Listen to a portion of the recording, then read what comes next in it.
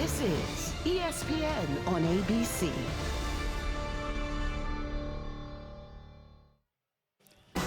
The Texas State Fair creates a uniquely frenzied backdrop from one of the great rivalries in sports. Oklahoma versus Texas, the 119th edition of the Red River rivalry. And this one feels as important as any of them. We'll get things cranked up from the Cotton Bowl after this message and a word from your local ABC station. This is what you've been waiting for. This is what it's all about. The rivalry, you look at 100 years of it, there's a lot of hate and heart for each other. Both teams undefeated. I don't think it gets any bigger and better than this.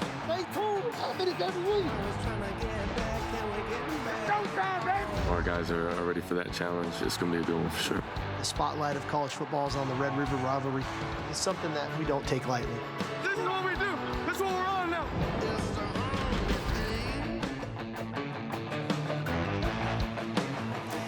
Cool and crisp at the Cotton Bowl for a precious day in college football. The 119th Red River rivalry. Here come the Oklahoma Sooners, 5-0 in a rebuilding year, year 2 under Brent Venables. Not thinking about the pain of last year's shutout here at the hands of the Longhorns. Underdogs today to this Texas team, also 5-0. It's a business-like team, says Steve Sarkisian. They keep their emotions in check, but they've already passed one massive test on the road this season, a resounding win over the Crimson Tide in Tuscaloosa. Ja'Tavion Sanders, number 0, looks healthy and ready. That's good news for the Longhorns fans, their talented tight end.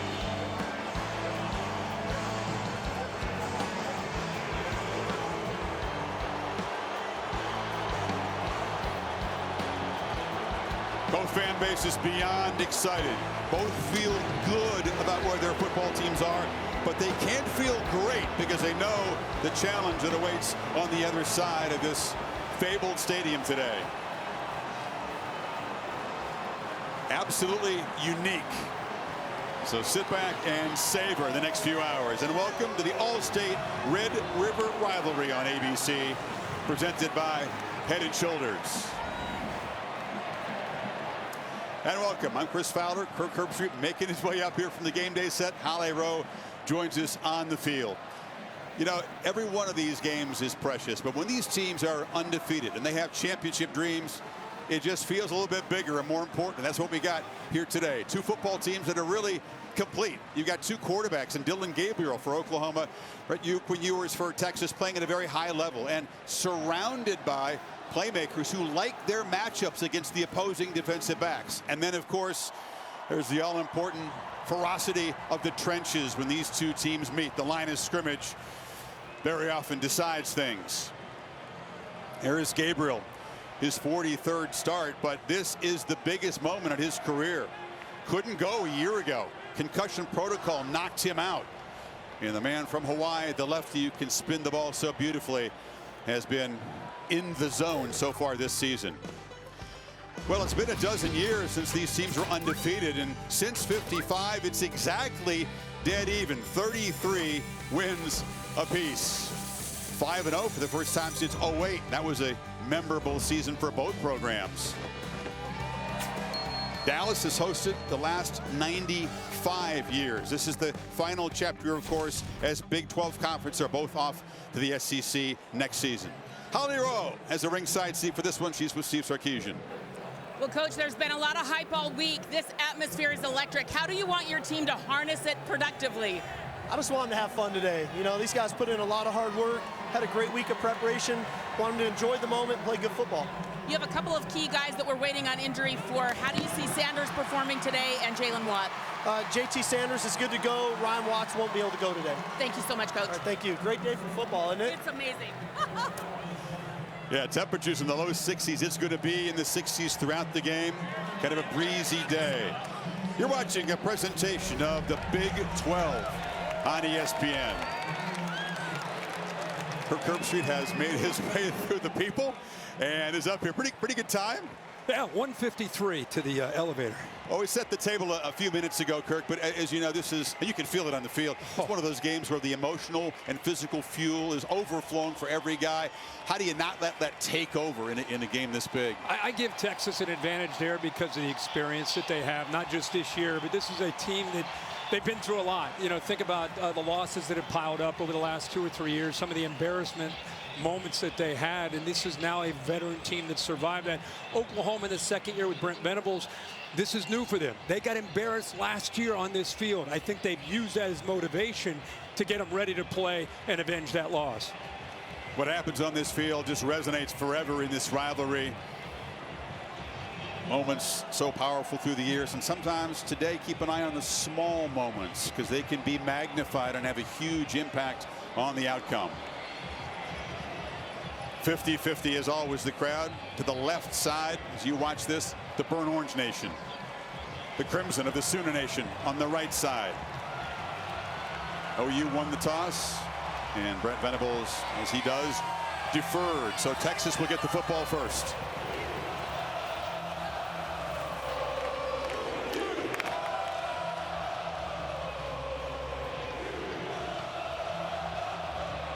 Quinn Ewers has been so calm. He was quiet, very introspective in our meeting last night, but he knows what it takes to get his mind right for this. Keelan Robinson back to return this one. Zach Schmidt, very solid kick for the Sooners to get it started. Red River, number 119. Robinson drifts up and he'll have a chance from the 11.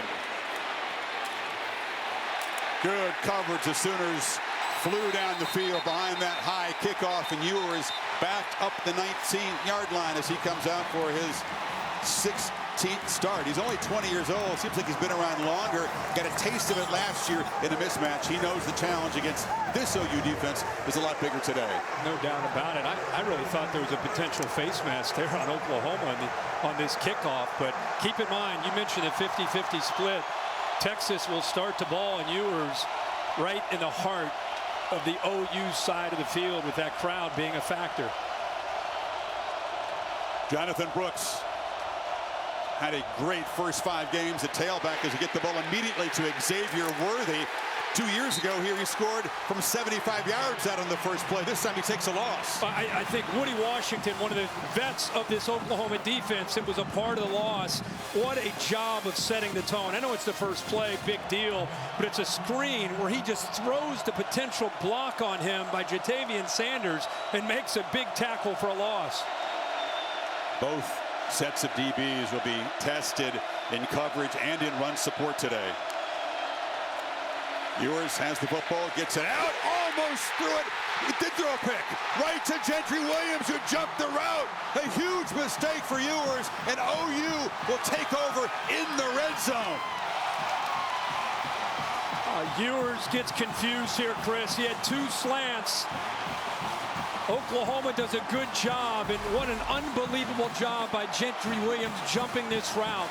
Watch the hesitation by Ewers. He's unsure, he throws it anyway, and a heck of a job by Williams undercutting that, getting in front of Mitchell, anticipating that slant. Great job by OU's defense on these first 2 plays, and now what field position to start the game for Dillon Gabriel. Picks in back-to-back games for Williams. Marcus Major is the back to the right of Dillon Gabriel. He's got the football in the flat, gets a block on the edge from Stogner, the tight end, but Texas shuts him down. There's hopping going on out there. Dillon Gabriel, a quarterback that did not get a chance to play in this game. Second year in this system. They are going to go really fast today against Texas. Gabriel, who can run it, takes off, has some space. Actually, it's a Farouk in the backfield there, a wildcat snap, so early wrinkle here, solid gain. Yeah, Farouk, receiver here, just kind of, as you say, a little wrinkle to catch Texas off guard with the tempo. And in 3rd and 1, they hammer forward and get a 1st and goal. You know, you and I talk about this. It's much like what Tennessee was doing last year with Hendon Hooker and that Josh Heupel scheme. Very similar style with Jeff Levy. It is so fast. You practice it all week. So difficult to simulate and get ready to see it until you see it for the first time. Gabriel, long throw. Cutting in was Andrell Anthony, not quite on the same page. Terrence Brooks in coverage. They don't have Ryan Watts, their excellent corner today. And they'll test that corner who is in. And one of the things you got to deal with is not just the tempo, but OU is going to get the ball out of Dillon Gabriel's hands as fast as they can. They have a great deal of respect, as they should, for Texas's front and their ability to apply pressure. That ball gets out quick. Gabriel takes off, darts up the middle, and scores! Sooners draw first blood quickly, cashing in the pick.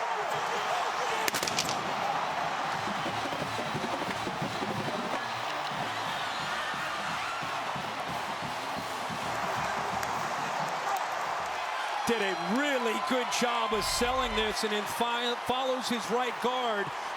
Metallier, watch him wait patiently, allow those blocks to establish themselves on that left side. Good job by Stogner, the tight end on that left, creating that wall, cleared it open for the guard to come around. But good patience there by Dillon Gabriel to let that form in front of it.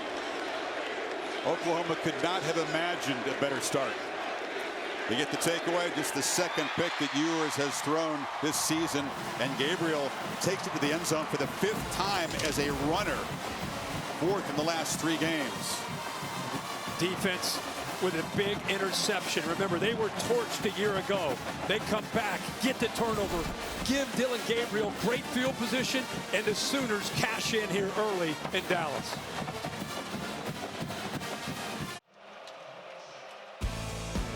A sunny, breezy day in Dallas. Aerial coverage brought to you by Goodyear, celebrating the challenge of road games everywhere. Are you ready for the road? Goodyear, more driven. Less than 2 minutes in, the Sooners up by a touchdown, and Kirk Quinn Ewers, who tried it out a few minutes ago to start this game, has got to shake off a terrible mistake. It's the second pick that he's thrown, by far the most costly. Robinson again waits at the goal line and elects to return it from the 4. Sidesteps one man and barrels forward out across the 28. So what does Sarkisian tell him? Well, the one thing you rely on is the experience of last year, and he had moments like that, and that's where we all feel he's really grown. You know, he's got to settle into this game. Sark talked this week about not being emotional. A lot of emotions in his stadium, a lot of emotions with the players on the field. His quarterback has got to be beyond that, which is a real strength of his. So now he's got to bounce back from adversity. It's what you do. You're going to have enough football in his life to know that put that one behind him and move forward. It's Brooks. Short gain plugged up by Ethan Downs. This Oklahoma defense with a whole bunch of fresh faces, a bunch of transfer portal guys, some young players they've worked in. They've improved a lot through the first 5 games from last year's nightmare. Ewers back, look downfield, and he'll be swarmed. A short sack, nobody open, and the pocket collapsed around him. Well, Dejon Terry got him. Yeah, this is the area that Oklahoma has improved the most and put a lot of work into improving, is the defensive line and the ability to get after the quarterback. We have an offensive lineman down for Texas. This is an experienced veteran offensive line and played a lot of football together. That looks like it may be Jake Majors, the center. Well, he is an enormously important figure on this team, a 3rd-year starter who is the quarterback of the O-line. We'll step aside as they take a look at Jake. The Allstate Red River rivalry on ABC is presented by Head & Shoulders. Make every wash count. In part by Allstate, you're in good hands. And Chick-fil-A, the new Honey Pepper Pimento Chicken Sandwich has arrived at Chick-fil-A. Enjoy it for a limited time.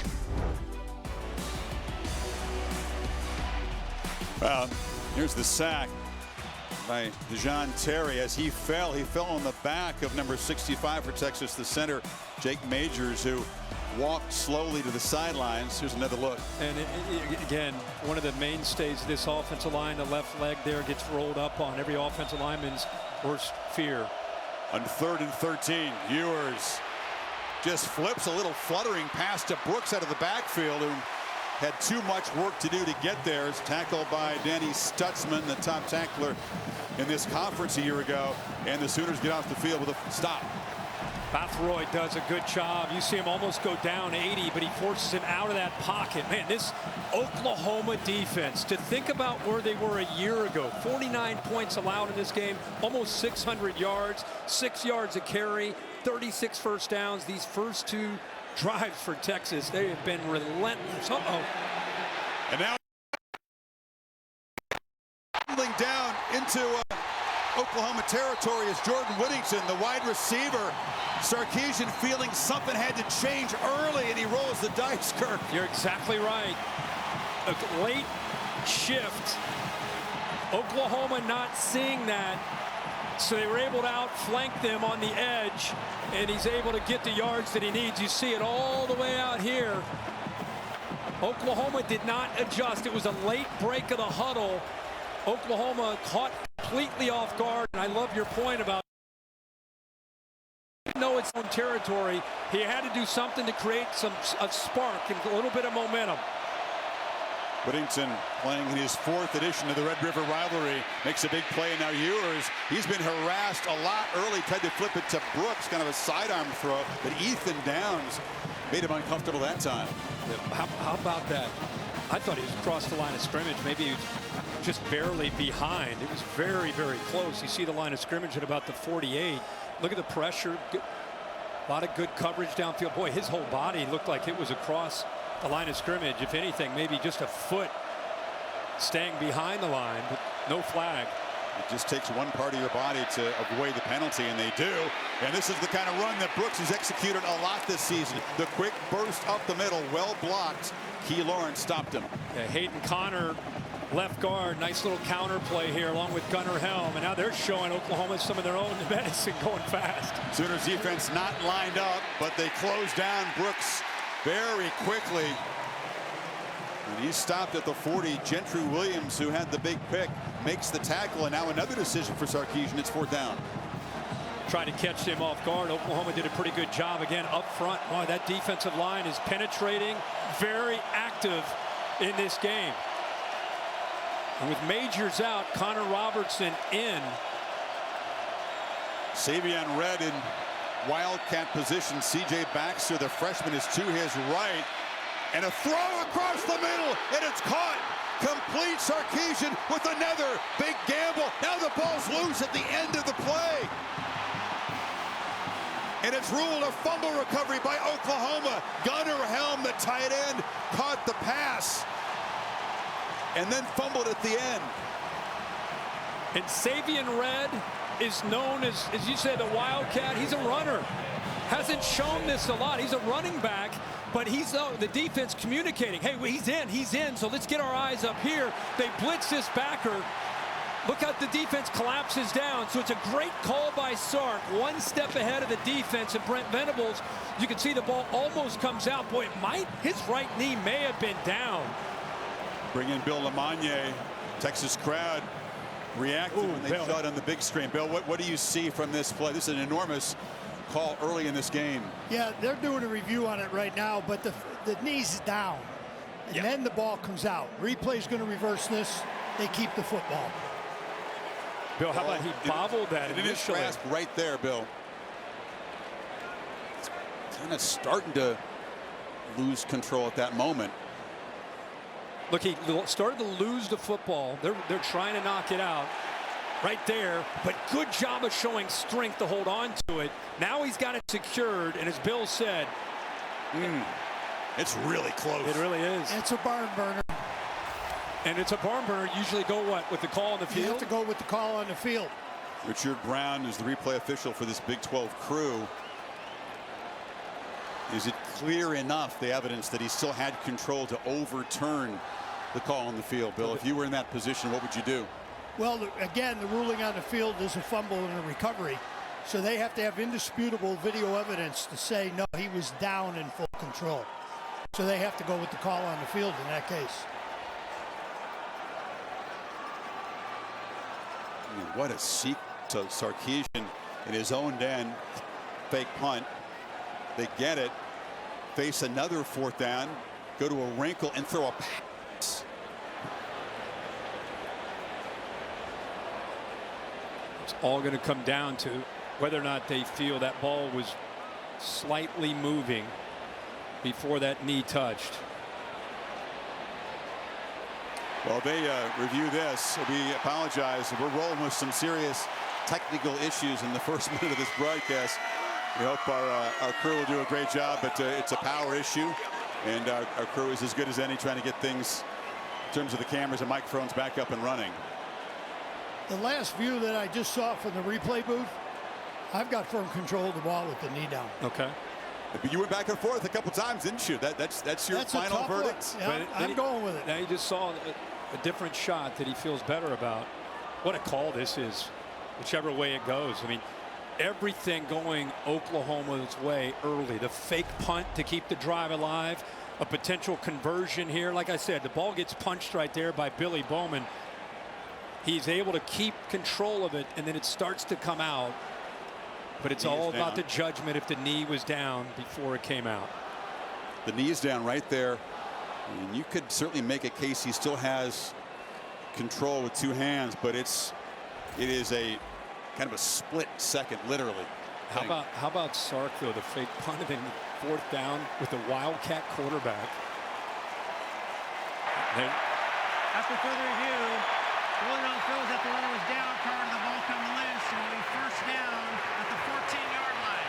That wasn't the ruling on the field. That was the ruling from the booth.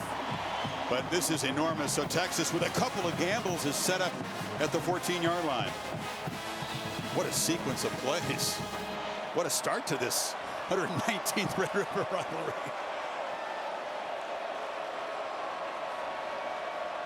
Texas working toward their crowd, should have the benefit of a relatively quiet series as they try to tie the score here.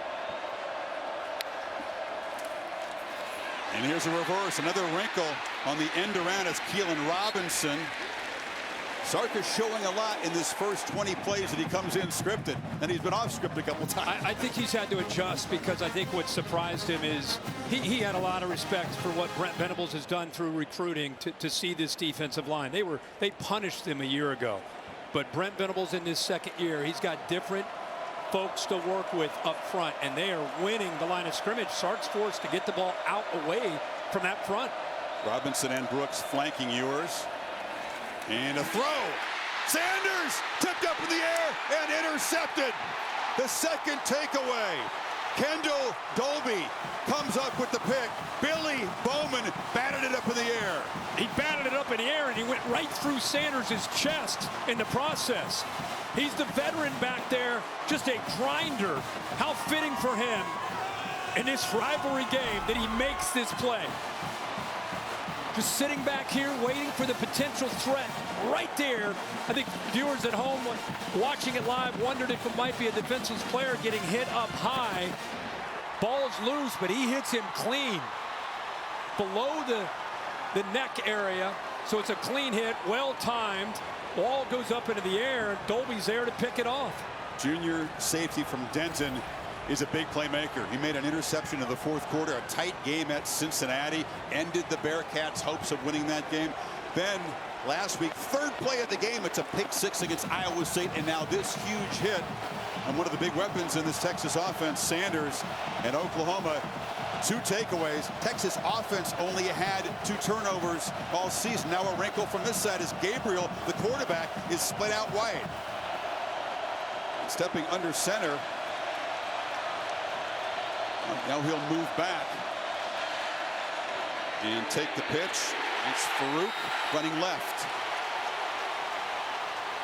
A lot of movement by the Sooners, just trying to affect the communication of Texas. They're in play position. Major stutter step that'll be swallowed up from behind after a short gain. So Oklahoma backed up for this possession, and Texas defense doing a good job so far. They've created a 3rd and 13. Aaron Sorrell on that stop. And now it's super loud for Oklahoma's offense in this end. Yeah.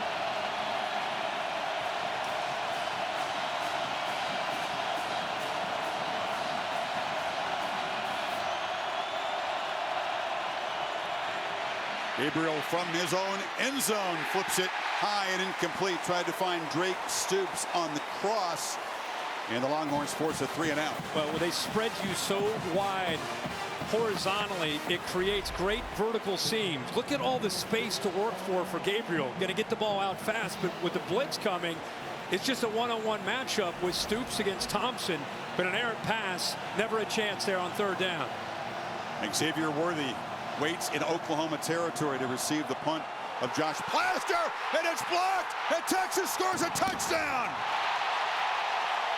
Could you ask for more wild stuff in the first few minutes of this game? Malik Muhammad is a true freshman at corner, made the play. There is a flag on the field. I think that's a celebration flag. This score will count, but probably an excessive celebration. Texas, we can't wait. This game is gone. I mean, this is vintage OU Texas. This is the Cotton Bowl. This is what it's about, right? I don't know, man. We've seen a lot of these games. I've seen very few that have started off quite like this. This is wild. He's telling him probably you could take this penalty, maybe either the kickoff or the extra point. You know, special teams, as you said, always have a way of factoring in. On the field is a touchdown. After the play, unsportsmanlike conduct. We've already seen Bowman. He's blocked 2 punts this year for Oklahoma. You figured they might have a special teams edge coming in, but look at the play by Malik Muhammad. Muhammad ends up pouncing on top of the football. Good job there by Crawford to get his hand on it. Crawford is one of the gunners. He's one of the best special teams players. Tremendous job. They kind of let him run right through. And Muhammad there to make it a touchdown and not a safety. Whoa, catch your breath here. 6 minutes in Dallas. Some wild stuff. 7 apiece. Howdy, Dan Orlovsky, the studio update. Undefeated Maryland striking first at Ohio State. Talia Tagovailoa here, Dan. Really nice job. Gets from 1 to 2, sees the slot double, gives Prather a chance up high. Look at the left-handed one arm. 7-0 Terps leading the 4th-ranked Buckeyes. Back to Chris and Herbie. Kevin, Dan, thank you. A lot going on this noon Eastern time window. But say that nothing wilder than what's going on here. 2 interceptions. Hit a fake punt. Then at a 4th and 1 resulting in a fumble that was overturned. Then a block punt for a touchdown. That's all you've missed if you're just joining us. Lefty Stone to kick it away. Farouk, who's featured in a variety of roles here in the early going, is the returner, and into the wind. He's going to have a chance from about the 14-yard line. And now a trick on the return. The ball is flipped back, and this is Petaway, and he's got the ball out near the 45-yard line. What else can happen? Well, with that unsportsmanlike penalty on Texas's bench, they end up kicking that off from their own 20. So there's a lot of room to work with for the Sooners, and another, why not? Little razzle-dazzle from both sides, and big yards with Texas out of position all the way up to their own 44-yard line. So special teams from both sides impacting this game. Both coaches feeling in an adventurous mood today. Every advantage they can try to gain in a matchup that we think is pretty darn even across the board. And if it weren't for Sark and of course Jeff Banks, the special teams coach, under further review Texas would be down. Banks with the fake punt call on 4th and 5, and then the block punt. He's one of the best in the country. Came with Sark from Alabama. Well, we're going to bring in Bill Lamagna again because Richard Brown, the replay official, is going to look at whether or not this little pass on the kickoff return was a forward pass, which wouldn't be allowed. Bill? They're looking at the release point and then the touch point. You know, live on the field, I didn't think it was a questionable call at all, but watching it here on replay, again, it's a barn burner how tight this is. But the ball is coming forward, right? From where the receiver is. He almost has to get it to him. See, it's released right there, just across the 20. Yeah, and look where he catches it. Forward pass. Yeah. So that'll be a spot foul and a 5-yard penalty. So a spot foul from the 22 would move it to the 17 if they take it away. That's about a compared to the 5-yard difference. Yeah, 44 yards, or from the 44-yard line. So if you're scoring at home, 2 Lemonier barn burners for the replay official. That's fitting for this game. Hey, a buddy of mine texted me and said we should call replay cheaters proof. That's one of those things that you practice it. You wonder if the coach is ever going to call it. You got to execute the timing perfectly. Farouk flipped the ball up in the air, but just a little bit too soon. After further review, the pitch was forward from the 20-yard line. Illegal pass. 5-yard penalty from that spot. It will be first and 10 from the 15. What do you make, Kirk, of both head coaches, being this adventurous this soon? Sometimes you save it, right? You wait till maybe the second half. I think these coaches realize the importance of trying to get out early. We haven't even really gotten into the flow of this game of Jeff Levy's offense and the tempo and Texas's strength, the defensive line, who's going to win the battle. We haven't even had really a chance to get into this game because there's been so much back and forth. So many unusual play calls. Say that again. So from the 15, Major is the back. Texas rounds the line, and Major's going to be knocked down after a short gain. It's an Oklahoma running game that can be effective in spots, Kirk, but do you really expect them to be able to move Texas's fine front out of the way this afternoon? Well, they're going to have to wear them down with the tempo. That's their only chance. This has not been an explosive running offense. It's really been more about quick pass and trying to make plays with Dillon Gabriel and these receivers. Farouk in motion, a long throw to Stoops. Got a block on the edge, and he's muscled out of bounds at about the 25-yard line. It's right near the marker. Really good block by Nick Anderson out in front of him to give him that chance to get to the first. Play fast when they move to 6. Gabriel hit as he throws. Hit from the back, and the ball falls incomplete. That was big T'Vondre Sweat with an interior power move. Yeah, and that's what you expect to see from this front. That's why Oklahoma wants to go fast, because they don't want to deal with that. Are you kidding me? I mean, that's a large man at 362 pounds that has some twitch, believe it or not. With one arm, he just shoved the lineman back and affected the quarterback. Gabriel escapes the pocket now. Lefty looking to make a play. 2 hands left, and he won't get there. Pursued and chased by the true freshman Anthony Hill, who made a big impact in the win at Alabama. Yeah, that was an unusual move by Dillon Gabriel. He gets back in the pocket. He kind of ducks. Could have hide in there. Yeah, and he had an open receiver in the slot to his left if he was able to get the ball out quickly and Farouk. But because of the size, that's been a big emphasis with Texas. Dillon Gabriel's listed at 5'11". I don't even know if he's that tall. So not only penetrating and getting to him, but getting a push from Collins and Murphy and Sweat to just get into his view, take away those throwing lanes. Backed up in the noisy end on 3rd and 11. Tawee Walker is the back. Gabriel straight back to throw. Has time, deflected, and then caught by Anthony, but it's short of the first down. So again, they get the pressure, and that was Sweat who got his hand on the ball. I got to see what this vertical is. There's no way the big fella, he did. He got off the ground pretty nicely at 362. Big man getting his hand on it. Big man wrecking that series for Oklahoma. So here's Josh Plaster, who just had it plastered back in his face from his own end zone for the second punt. Worthy waiting at the 25 if the punter can get it off this time. Texas peels back and plays for a return. It's a very ugly line drive kick. A flag is down. It'll roll dead at the Texas 42. Wow, an adventure for the punter Plaster, a 26-yarder. Flag is on the far sideline, right near the line of scrimmage. He's trying to kick it rugby style, Kirk. He just bounced it along the ground. It was certainly ugly. It sure looked like he was. Took a few, 2 or 3 steps off to his right. Usually they do kick those or punt those balls much lower, and they just wait for the roll. Talking to the Texas sideline. Maybe special teams would play a key role, but maybe not this key this early. Talking about the flag that was back near the line of scrimmage. 5 guys in the backfield. Illegal formation kicking team. Number 10 was covered up as an eligible number and then shifted to an eligible position. That's a 5-yard penalty from the end of the play. First game. Sets Texas up with a 47. If you're Quinn Ewers, You can take a deep breath. That pick cost them 7 points, but the Longhorns, with their own special teams play, has steadied it now.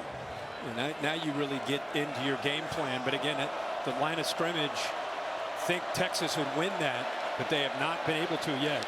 No, Brooks, not much room. Stopped right at the line of scrimmage. Holly? Well, guys, Jake Majors, the most important part of this Texas offensive line is in the locker room. They took him off the field, examined the bones and left ankle and foot. He tried to push off on it. It was not working, so they've taken him back inside. It's a huge deal. He's the most effective communicator up front. He sets the protections, the lines. He is such an integral piece, and the guy replacing him right now is a freshman, a redshirt freshman. It is a big storyline to watch, guys. It's Connor Robinson. Now, you're right. Majors has a tremendous calm about him. A great center's personality that Ewers counts on. He'll have to make do. This is Whittington on the near side. Makes the catch into Oklahoma territory. And that was a much better job of giving him some time. Hayden Connor coming down to help Robertson there in pass protection. At least he had time. The play not able to be executed downfield to pick up a first down, but it's just one of the few times he's been able to sit there and survey the coverage. Adonai Mitchell to the left of the formation. Ewers is going to fake the pump and then dive forward, and they will move the sticks. Another tactical scramble by Ewers. Done a lot more of that this year very effectively. Well, it's a good job. He wanted to release it, but he senses pretty good coverage here by Stutzman. He gets into that throwing lane, so he's got to come off of it. Playing with tempo. Flag is down before the snap, and it's a false start. So that's the other part of the equation when you try to get the defense offense disorganized. 5-yard penalty. Still first down. That was Mitchell.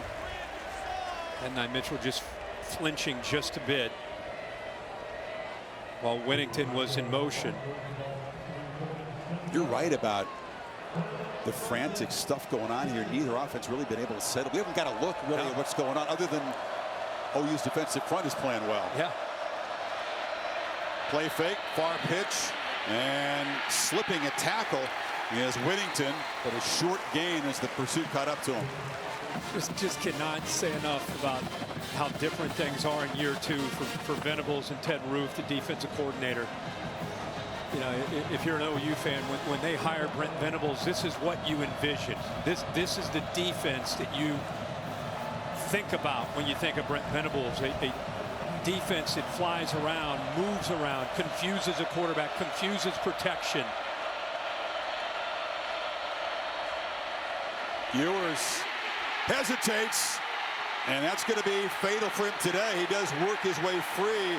DeJoun Terry held on for dear life. It's another sack for the Sooner front.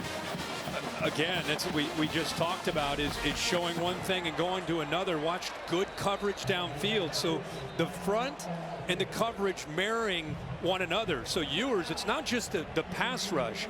It's the confusion with good coverage downfield. Ewers forced to hold on to the football, and then by doing that, you give the defensive front time to get to him. Now it's Oklahoma with a key guy down on the field. DeJoun Terry, the nose tackle who made the sack of Ewers, and the play that injured Jake Majors is now being looked at by the training staff for Oklahoma. If you look at Terry and Ford, Lacey, Laulu, I mean, they've got 4 transfer portals of guys that have come in and made a difference and added depth. This is where we are. This is the first throw that Ewers had. It was an interception and allowed Oklahoma to get on the board early with Dylan Gabriel. But give Texas credit. They came back. They looked like they were going to drive and put points on the board. Interception.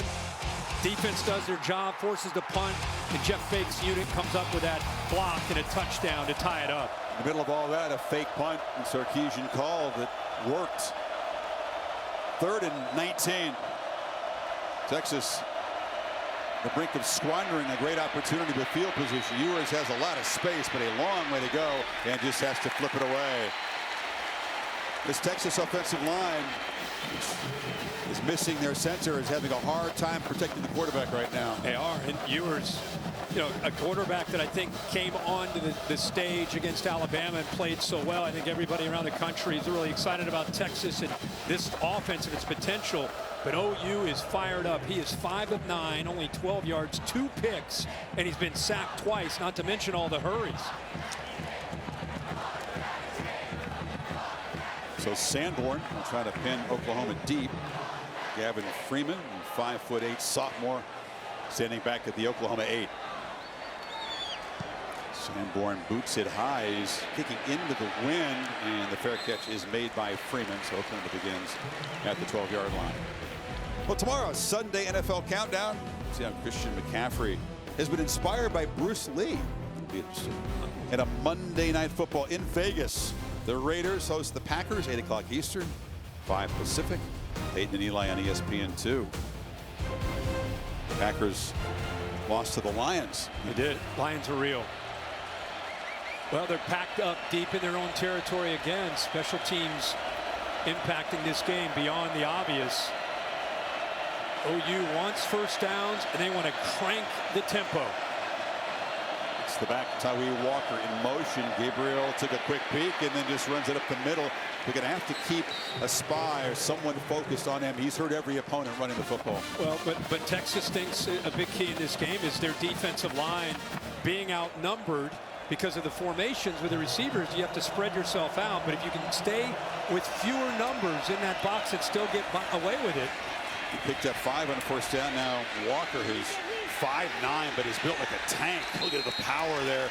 216. I think he seems even bigger than that. It's a first down. I don't know how he got that. I mean, he was met maybe 2 or 3 yards short of the first down, but that power allows him to fight for those last couple yards to get them out of the shadows there of their own goal line. He's very thick.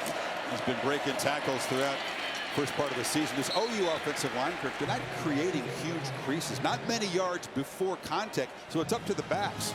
Yeah. Walker, Majors to make guys miss. Yeah, this line feels like with 3 transfer portal guys, they're still kind of gelling. Here's pressure off the left. Hammered straight ahead by Walker, who shows that power, makes it 3rd and medium here. They'll need about 4.5.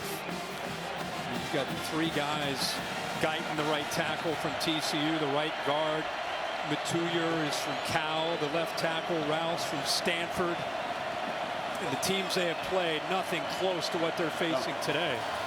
Cincinnati's front gave them a tough time. It was a workmanlike win on the road, but Texas another level up from that. Majors the back on 3rd and 3, and the snap gets away from Gabriel. Wasn't looking for it. Picks it up, tries to make something happen, and just heaves it into the bench. Avoids what could have been a disastrous play. Now he's looking off to his right, setting the motion for his receivers, and the ball is snapped by Rain. Look at him, he's looking off to the right. Oh, and by the time he claps for the ball, remember where they are on the field. That's the toughest part of this stadium for this offensive line because it's down by the horns in. What a job by Gabriel, sense of presence of mind there to just come back and pick up the ball instead of giving up on the play, throws it away. Second time that's happened this year. Ram not on the same page. You saw Gabriel looking at his hand as he comes off. A flag is down as Texas may have roughed Plaster the punter. Another impactful special teams play. If it's the 15-yard variety, it's a first down. B.J. Allen got in there. What else can happen? On special teams alone. Leg is extended. Running into, of course, is a 5-yard penalty. That's what it number is. 7, 5-yard penalty. The yardage results in a first down. It's enough to make it. Keelan Robinson there. Did his best to avoid contact, but just brushed him.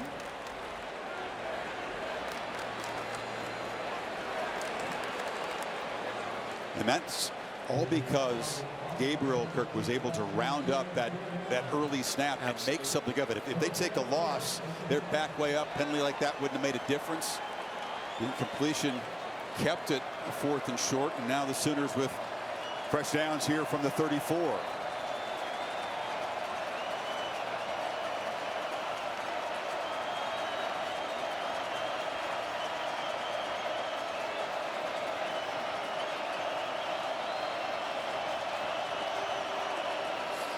Off the play fake, Gabriel backpedals and launches downfield for Jaleel Farouk, who makes a catch at the Texas 21. He beat Jalen Catalon, the safety, our first downfield play today. Well, this is a matchup they want. Catalon is known more as a thumper, and they're able to get downfield, create that one-on-one matchup with Farouk.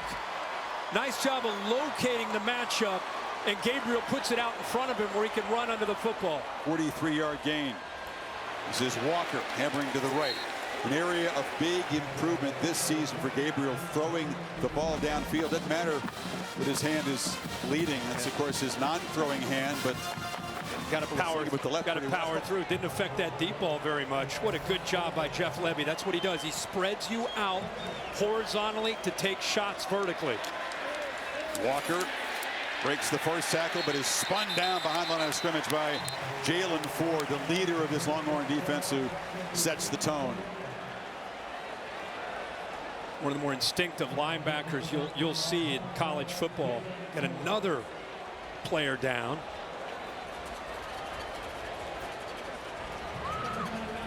Stop the clock here. 39 seconds remaining in a frantic opening quarter.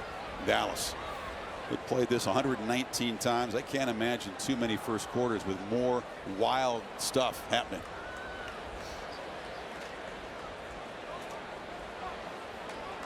Looks like it's Jalen Catalon, safety there, who just got beat deep on that ball, who's down on the field.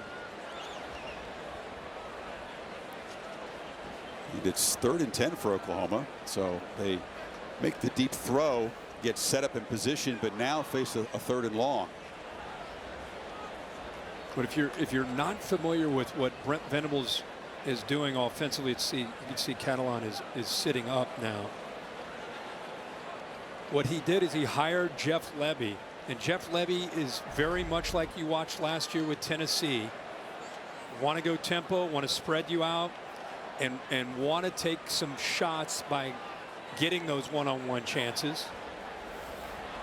Catalon on the tackle of Walker. You can see he kind of rolled over, and he is on his feet but limping heavily. And Derek Williams is a true freshman in Louisiana who backs him up.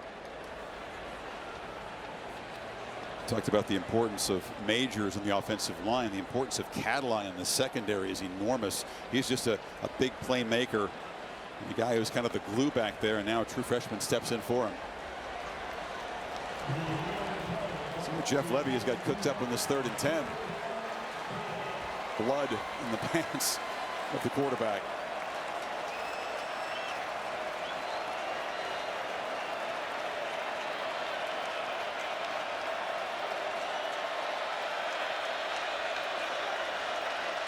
Texas not showing pressure in this 3rd down. They don't bring it. Gabriel from the pocket, a long throw to the far sidelines, and a diving attempt. Anthony, does he have it in bounds? Yes, he does. You see the accuracy and the arm strength of Gabriel. And it's a long throw for any quarterback. What an accurate throw. And a heck of a job by the transfer from Michigan, Anthony, to get that left foot down. I don't know, they stop play. They're going to maybe take a peek at this one too. The look that we just saw, unless he bobbled the ball going out of bounds. I mean, he got his foot down for sure. Further review, the one on it's a great look at it right there. You see his left foot down. Now, did he lose control of the ball after we lose him there? Let's see if it's a better look here. That's the only thing that could prevent this from being a catch. No, it looks like he has it. What an effort. What a throw. Left foot's down. Right arm seems to have that football locked in pretty good. Yep, that's the catch. Like I said, the only thing is if he bobbled it after, but it doesn't appear that he did it all. He didn't lose control. He was more perplexed than anybody. He looked around like, they stopped that? I had that. This drives you crazy when they stopped to review, because Oklahoma's offense was cranking. They were up there ready to run a play. First down from the 11-yard line. Now Texas gets a chance to take a breather and maybe coach up Derek Williams, who's been thrown into the fire. Yeah, Freshman. That's where I was going with Oklahoma's style of offense. Again, it's much like Tennessee with Hendon Hooker and what they're doing this year with Joe Melton. It's fast, fast, fast. You see Auburn, any of these teams, anytime they can slow an offense down, they'll have a guy that's, that potentially has an injury where he'll just go down even if it's not an injury. Injury in quotes. Yes. And so you're right. They want to go as fast as they can, and things like this slow down Dillon Gabriel and the rhythm of this offense. There was a slight bobble of the ball, but he got his right toe down just before the knee hit out of bounds. So he did regain control. Wow. I didn't see any bobble. Good for you seeing that. Weird start, but now Gabriel has found some rhythm here with the deep ball and the great third down completion. Walker into heavy traffic. It's just hard to move those 300-pounders in the middle. That's where the big boys. That's where the big boys are, inside there. That's tough sledding. Well, what a first quarter in Dallas. Oklahoma threatening, but it's 7 apiece in the Red River rivalry. Back after this message and a word from your local ABC station.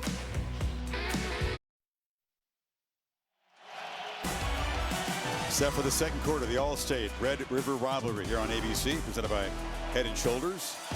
Sooners threatening here in a 7-7 game, 2nd and 9. Walker is the back, along with Drake Stoops for now in the backfield to the left of Dillon Gabriel. Plenty of wrinkles already. Now Stoops goes in motion. It didn't look like Gabriel was ready for the snap. He was surprised by it, handled it, hands off to Walker. I tell you what, man, he's getting tested back there with these snaps. He and Rain better get on the same page. That ball came back again where his athletic ability saves that potentially from that ball bouncing off his shoulder pad. So again, keep in mind where they are on the field. Loudest part of this stadium for this OU offense and that O-line. First snap for Gavin Sawchuk, who's the back who motions out. Empty backfield now. Texas rushes 4. Gabriel thinks about scrambling. He'll take off. Now flips to the end zone. Almost threw an interception.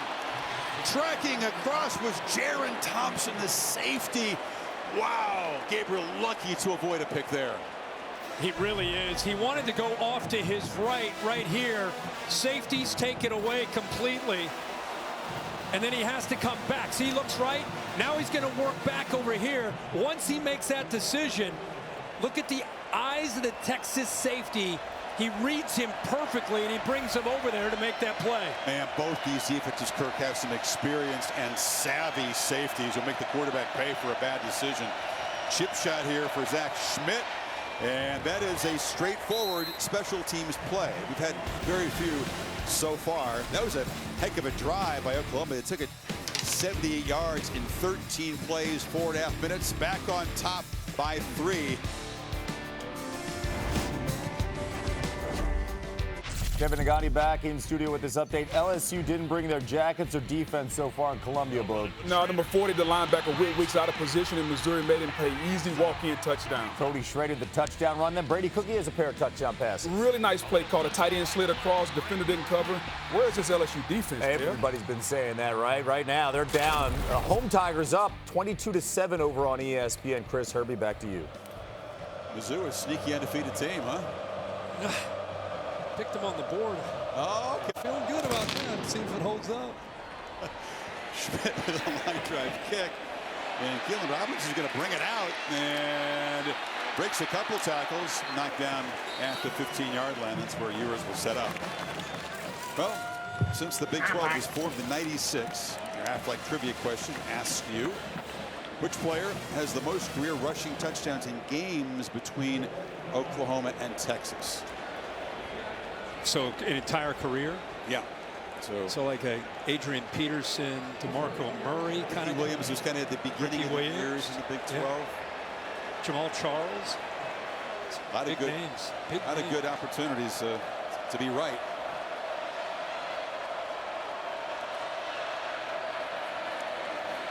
Handoff running left is C.J. Baxter, the freshman who was the game 1 starter, but then injured his ribs and had to miss some time. But he's powerful, instinctive, shows you why he's got the 5-star label. For sure. Ewers right now doesn't have a completion beyond the line of scrimmage. 0 for 3. Looking for his first one here, and the high throw is caught for a first down across the 30-yard line by Jordan Whittington. That's all he needed, right? Just bring that up, that he's 0 for 3 downfield, and then he gets a one-on-one matchup. Nice job of using that motion. Ends up getting the ball thrown to Whittington. And now a first down throw across the middle, and the catch is made by Adonai Mitchell. Finally, a little rhythm for Ewers. A flag comes in after the play, and it may be an ineligible man downfield for the Longhorns to wipe away that pass. Yeah, they're going to get him. They're going to bring this back. You can see how he's using that pre-snap movement to affect this defense and their communication. It's worked back-to-back. This time it'll have to come back. Number 62. Now, Kirk, we've won 21 plays for the Texas offense. The 2 longest plays, Whittington's 20-yard run on a fake punt, and then the 4th-and-1 pass from Red to Helm, which resulted in a fumble that they overturned. Those are the 2 best plays they've had on offense. Well, very much off the script. Very much so. Majors out. Robertson in, run pass option, meaning you can either hand it off or throw it. He decided to pull, was the right read, put Robertson downfield to bring it back. And 1st and 15, they hand it off, and breaking tackles is Baxter. Just does not look physically at all like a true freshman. Very impressive lower body power. No doubt about it. Limp off. Jeez. We've seen a lot of injuries. We've seen a lot of unusual plays. Hopefully he'll be okay. As you said, he's had to fight through some injuries early, and by him going down with that injury earlier this year, Brooks has really emerged as their go-to back. Over 200 last week against Kansas. It's an important game because it sets up a 2nd and 6, and now they give it to Brooks. It'll be 3rd and short. I love Brooks. I love what he can do. He plays with a purpose. Has a tattoo on his right forearm about his father who passed away in March of 22. Uses that as a motivation. That's his higher purpose that he thinks about. Plays with a great deal of passion. A lot of maturity, too, to be sat down as a starter opening game, get the job back when Baxter was injured. Averages 119 a game. Ewers checks the sidelines on this 3rd and 3. Play clock at 5. And they hand it off to Brooks, who makes a big burst, breaks a tackle. They try to punch it free. He won't let him, and he's tackled at the Oklahoma 30 by Gentry Williams. Well, I think this defense is expecting a throw, but watch the combination block up front. How about Robertson doing a good job of getting up to the linebacker connect? Off guard, expecting the pass, and they crease him in the middle.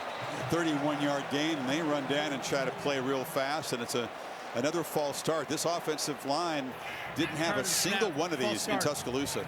Incredible poise. Number 52, 5-yard penalty. But this tempo is different today. It really is, and I think the reason you're seeing that, to be candid, if you go back to when Ryan Day and Ohio State played Clemson, and Brent Venables was his defensive coordinator, and they won convincingly that year, there's a lot of talk about, well, Brent Venables gets the last look, and some people accuse him of stealing signs. He just tries to get a last look. Well, the answer to that by a lot of offensive play callers is to change the tempo up, not to let him get that look. And now, you have to spend a timeout. The clock was ticking down as Texas tries to keep this drive going. Ewers has finally found some rhythm. The Allstate Red River Rivalry on ABC, presented by Head & Shoulders, is brought to you by Allstate. You're in good hands. And Belfour Property Restoration, restoring more than property. Athletic trivia question. We were thinking about all the great running backs on both sides, Kirk. Kind of a trick question. Texas fans yelling at us. It's Sam Ehlinger. Oh, Sam Ehlinger. He had 12 touchdowns in games between OU and Texas. Count the Big 8. Yes. Big 12 championship game in 18. One of those games here, he was almost like just a bruiser, just scoring touchdown after touchdown in the red zone area. So Texas had the false start. Then they spend a timeout. So still 1st and 15. Ewers changes direction, trying to escape for his life, and he's brought down. Ethan Downs got there first. It's a play they love to use, but it takes a long time to develop. Watch Laulu take this away, 8. Does a good job of anticipating. They ran this exact same play a week ago against Kansas, but this time it's taken away. Lost 10 yards. Now Ewers, a long throw, catch made. Worthy gets back a big chunk of the yardage from 2nd and 25. It'll be 3rd and manageable now inside the 30. Max protects, tight end in the back in there to help him out. And that's just a one-on-one matchup against a soft corner. Easy read, throws on rhythm and time there, that time by Ewers. Gives him a shot here. Yeah, Texas subs. Oklahoma had a chance to do the same and catch their breath before this 3rd and 7. Ball out quickly, one-handed grab made by Brooks, who fights near the first down. Stutzman forced him out, and it's going to be right there at the marker. Watch this, the one hand, like you said, and then to dive to try to pick up that first down. He is short, 4th down. Yeah, but not by much. What a great effort there by Brooks. Bert Auburn, the Texas kicker, has been struggling a bit by his high standards, and Sarkisian not going with the field goal here. It's about 1.5 yards that they need. Ewers on the move, flips it, touchdown! Gunnar Helm, the tight end. They turned him loose, and he makes him pay, and Texas is on top. What a call. What a call. Again, OU's eyes in the backfield on a short yardage play, 4th and 2, completely expecting that they're going to try to run this football. And once Ewers rolled out to the right, nobody picks up the tight end. And of all the tight ends in this game, you're taking a Sanders. You're not worried about Gunnar Helm. Gunnar Helm's out there to block and set the edge. First touchdown of the season, just his 4th and 5th catches today. He's figured in prominently. Here's the guy that when we caught the 4th down pass and then fumbled, but it was taken away by replay. And Texas, 85-yard drive in 9 plays to jump on top. Yeah, Gunnar Helm right here, and watch how he ends up just almost, hey guys, I'm just here to block, don't mind me. Once the quarterback rolls, look at the defense. All eyes are on the quarterback. Nobody thinks about the threat of Gunnar Helm. So Sark goes against the grain here, gets it to the 6'5", 250-pound tight end who usually is out there to block.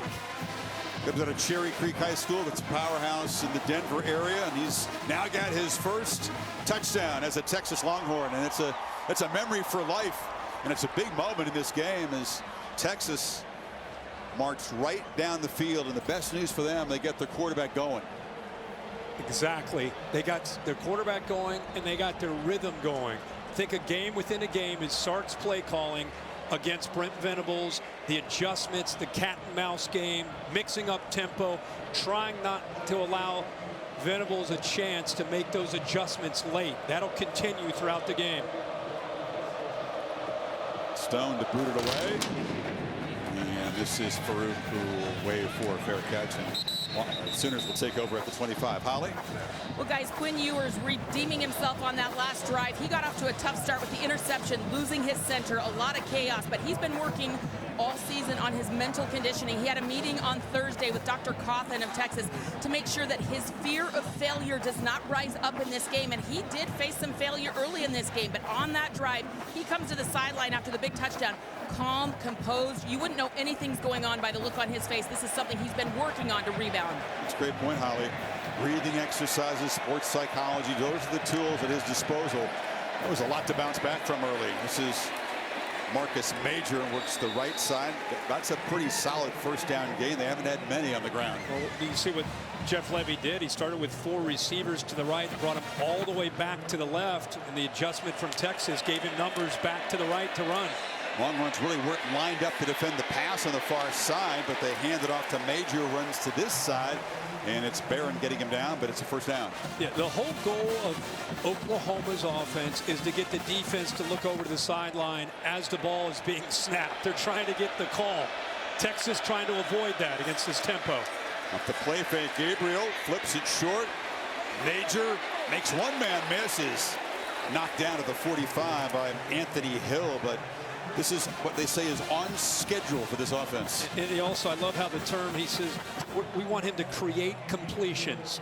just operating within this offense. If it's a quick throw like that, stay on schedule, let us play fast. This is the slowest you'll ever see Oklahoma's offense here. Got a faster plan. 75% completion rate coming in. That would shatter the school record by Baker Mayfield as Gabriel this time plows the middle and gets nothing. So it sets up a 3rd and long 3. It was the right read. He had a chance to read that. Kind of a power play, quarterback power coming back the other way off of that play fake, but that big defensive line not letting anything get started there in the trenches. Sooners 2 for 6 on 3rd so far. Walker is the back.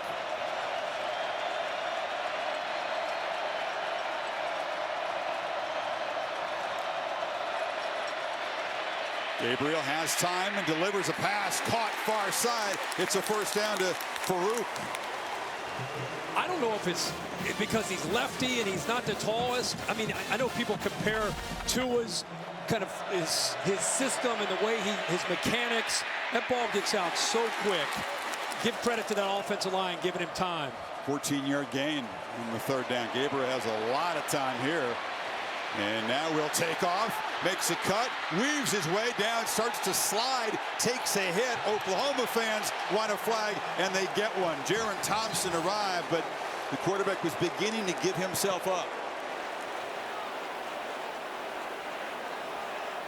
That's part of his game that's very underrated. The way he can escape and create, much better this year. One of the worst in the country a year ago. Was pressured a lot, didn't have a chance to make plays like this. Now one of the top 10 quarterbacks in the country at doing this. After the play, personal foul, late hit to a sliding quarterback. Defense half a distance to the goal. You know, it really wasn't after the play, Bill. He was sliding, but he had begun that motion to give himself up when Thompson arrived. How do you see it? Well, technically, when he starts to slide, the play's dead. Okay. So technically, it is a late hit. It's good for fans to know when you start to slide, not the actual slide itself. Once you start to go down, you're giving yourself up. No, and that's the exact spot the ball will be placed. Right, right. Oklahoma trying to reclaim the lead, set up inside the Texas 15. On the end around, it's Gavin Freeman. He's the punt returner. He's got good quickness in tight spaces and worms his way down to the 2. Great job again of getting away from the big, strong defensive lineman. Get him out on the edge where he's got some room to work with that quickness. Texas defense barely set up as they snap it and hand it to Major. Runs into a burnt orange wall at the 1. It's a little different in there. You get the linebackers and safeties trying to get down. No place you want to be. No.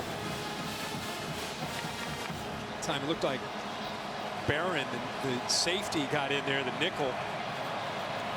Oklahoma did sub. Texas brings on a few fresh defenders. 1st and goal. Walker, short yardage power back. But Gabriel keeps it, takes a hit, and he'll be stopped short of the goal line. Derek Williams, true freshman, pressed into duty with Catalan out of the game. Pretty good job. He's known as a physical freshman.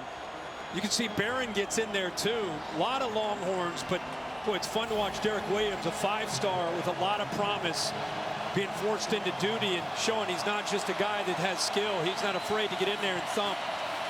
They were all over the quarterback that time. Gabriel already one rushing touchdown, but they handed to Walker this time. And he just waltzes in, standing up. Oklahoma answers the answer by Texas and reclaims the lead.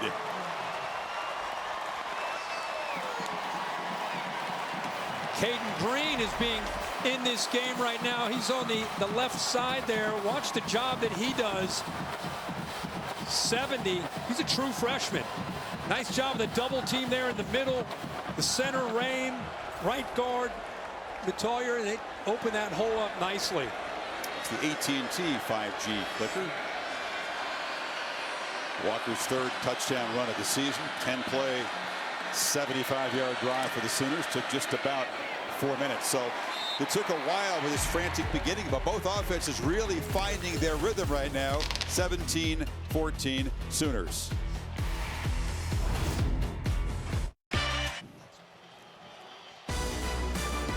Beautiful day in Dallas. Goodyear providing the aerial coverage.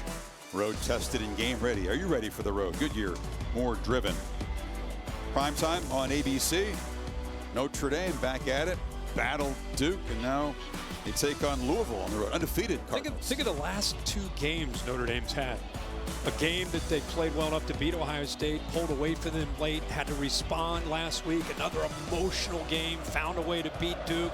Now against undefeated Louisville tonight on ABC. That's 3 straight weeks. They're going to have to rally and see what they can do tonight. It'll be a good game. Well, Ewers back to work on the last drive. He was 4 for 4 with 59 in the touchdown. Yeah, finally got the ball thrown downfield. Up to that point, they'd not had a completion. This is a 3rd down and short, recognizing it. Good job of Brooks being able to get through there. He's always going to make those safeties miss. This is at 4th and 1. The motion affects the eyes. They sneak Gunnar Helm back there, and Texas offense looking like Texas offense for the first time today. Doing without Jatavian Sanders, who had the ankle problem coming in. He was targeted once. Remember, he got rocked by Billy Bowman. Play that resulted in an interception. He's not out there. And Adonai Mitchell hasn't been a factor either for this passing game. No catches, 1 target. Down the middle, it's Worthy. He's been a factor. Pass with plenty of air. They found open space and beat Key Lawrence. The jet motion affects the coverage in the back end. Watch how the safeties have to respect that. Nobody left in the middle. Ewers sees that and delivers the ball in a hurry. 39 yards, 2-back look here. It's Brooks behind the block of Robinson running to the left. You just see the beautiful play design of Steve Sarkisian, all the brain power on the other side. You've talked about defensively for Venables. What a great chess match. Again, I think that's the aspect of this game that's so much fun. Brent Venables, one of the best defensive minds in college football. The head coach still heavily involved. You can watch him. Sark wants to make sure he's giving his offense and his quarterback an advantage.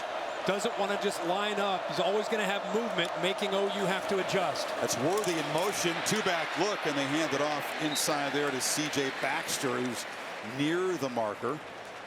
And with those 2 backs, Brooks leads the way. And like I said, you're going to see Sark's response to not letting Brent Venables have a chance to make late adjustments. Either go very fast or move around with pre-snap movement. Sanders comes back into the game, which is a good sign. Oh, you got Ewers now off to the left. Yes, Savion Red back at Wildcat quarterback on 3rd and 1. Flanked by Baxter. And it's a keeper. Makes a cut. Boom. Lowers his shoulder. Makes a 1st down at the 20. Red, of course, who came in and tossed a pass on 4th down before. And he's a running back. He's their 5th running back behind Robinson and Blue. So he knows what to do when he has his hands on the football. But you'll see him as their short yardage Wildcat. We already saw the throw. Just as a different wrinkle. And obviously, when he keeps the ball, he knows how to pick up those yards. 2 tight ends set up to the right. Baxter in the backfield. And a whistle. And a timeout spent by Venables on defense.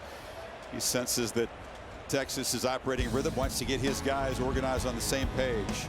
3:13 before halftime. Horns trying to reclaim the lead. State Farm halftime report just minutes away. We got Boog, we got Dan, we got Kevin here. And right now, Ohio State tied at home. And LSU's defense needs Boog to suit up in Columbia. Right now in the Cotton Bowl, different Quinn Ewers in the 2nd quarter? Much more settled down Quinn Ewers in the 2nd quarter. And I think the OU defense has done a really good job of keeping the ball in front of him. Mitchell doesn't have a catch. Worthy's only got 3. Good job by that defense so far. Really good first half so far. Back to Chris and Herbie. Big moment here. It's a red zone possession. This is where Oklahoma's defense is at its best. And Texas, Kirk, hasn't been that efficient in the red zone this season, coming in through an interception, their only red zone trip before this. Yeah, it's not Sark's offense being 109th in the nation at touchdown percentage in the red zone. It's an area they've really emphasized. Ewers on the move. Flag is down. Catch is made at the 9-yard line by Adonai Mitchell. It would be his first if it stands, but we'll check the marker. I think it could be defensive holding.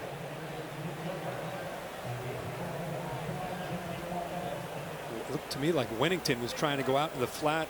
Defender grabbed onto his jersey.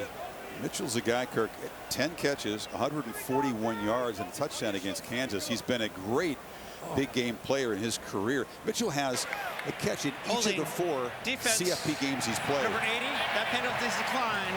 The result of the play was a first down. Bothroyd guilty, but they'll let the catch stand to Mitchell, and he's just a guy who's been too quiet so far. He has, but the difference he has made. You could make an argument. There are a lot of great transfers. The impact he's had on this offense has been as big as anything of any of these top contenders in the country. Hand off inside, boom, knocked down his backside. I'm not saying he's doing anything wrong. They're doing a good job on him. They are. Once they get him involved, it becomes a different deal. And you know that's coming. And we'll see if Sanders is able to hold up. But when you throw Mitchell in there, it takes a lot of pressure off of Worthy. I think with Worthy and now Mitchell and Winnington and Sanders, man, that is a great group for Ewers to work with. And he has spread the football around to those talented playmakers. 2nd and goal. Empty backfield.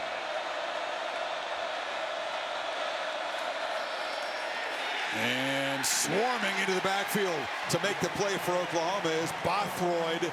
You lose 4. He was the guy who was flagged a second ago. Yeah, but I think he saw that coming. It's a good job by Brent Venables schooling him up and getting him ready to anticipate anytime he sees motion coming to him. Be ready for that threat, just in case they hand him that football on that fly sweep. It happens so quickly that if you don't anticipate it, that ball's around the corner. Heck of a job there by 80, the transfer from Wake Forest. Interesting here. You don't see this too often in college football in the first half, but a clock management timeout by Venables here. Minute 58 to go in the half. It's a 3rd and goal, so he wants to get the defense set, but he also, whatever happens here, wants to give Gabriel some time before halftime. Yeah, I think with your offense and how fast they can execute, how quickly they can attack, it's a smart move. This is a big sequence right now with 2 minutes to go. This 3rd and goal, you're down by 3. The way the game is gone, the way the game, it feels like it's heading. This is a points matter on every possession, right? And going back to your point about their struggles in the red zone, Sark saying we have emphasized it more this week than ever before because we want to go back to what Ewers is most comfortable with down in this area. Yeah, it's really a premium on Ewers' execution down here. Hasn't been a strong point so far this season. Brooks motions out, 5 receivers. Ewers has some space, pump fakes, and is not going to fool anybody. He's dragged down at the 6 by Kanak, and it's 4th down. Well, they spread it out, went empty, create some one-on-one chances, but instead Oklahoma, they're going to sit back in more of a zone and doing a good job of keeping their eyes on Ewers Oklahoma, just in case he takes off. And Kanak is in there doing a good job almost as a spy there because of the way Ewers has taken off this year on these 3rd downs. Good job being aware of that. They expected to see more zone from Oklahoma this year. That was a well-spent timeout by Venables. They not only preserved time for their offense, they got the defense set up well. It looked like saw Sark frustrated. I don't know if he thought that was a face mask by Kanak. I know he's upset with the officials. Looks like it. No, he came down. His forearm grazed it, but the contact was on the chest. Bert Auburn is reliable. 7 of 8 from short distance. He's had a couple of misses in recent weeks from beyond 40. Normally pretty solid down here. Field goal to try to tie things up. He's got to deal with an angle. My spotter Mike Black says, Kirk, got to keep the head down. That's the technical thing here. Keep the head down if you're a kicker when you deal with an angle like this from the hash mark. So we'll see if he does it. He can't help himself. No, he loves it. He's got a stopwatch out. He's ready. It's a 25-yarder to tie this up at 17.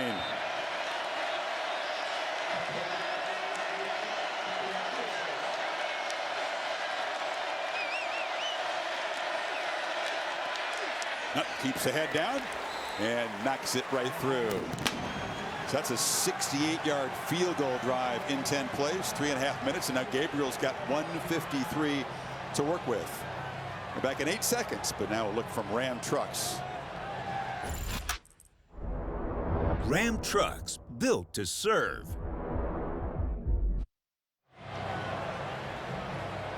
Gabriel, so experienced Well-traveled, 3 years at UCF. This is year 2. Again, reminder, couldn't play in this game a year ago. Got a targeting hit from a TCU player the week before. He was over there in a jersey, and he said it was a really helpless feeling. Watching this offense shut out, they had 5 different dudes, including the punter, attempt to pass. They had 39 yards passing in last year's loss. It's unreal. What a difference a year makes. But how about the scene here?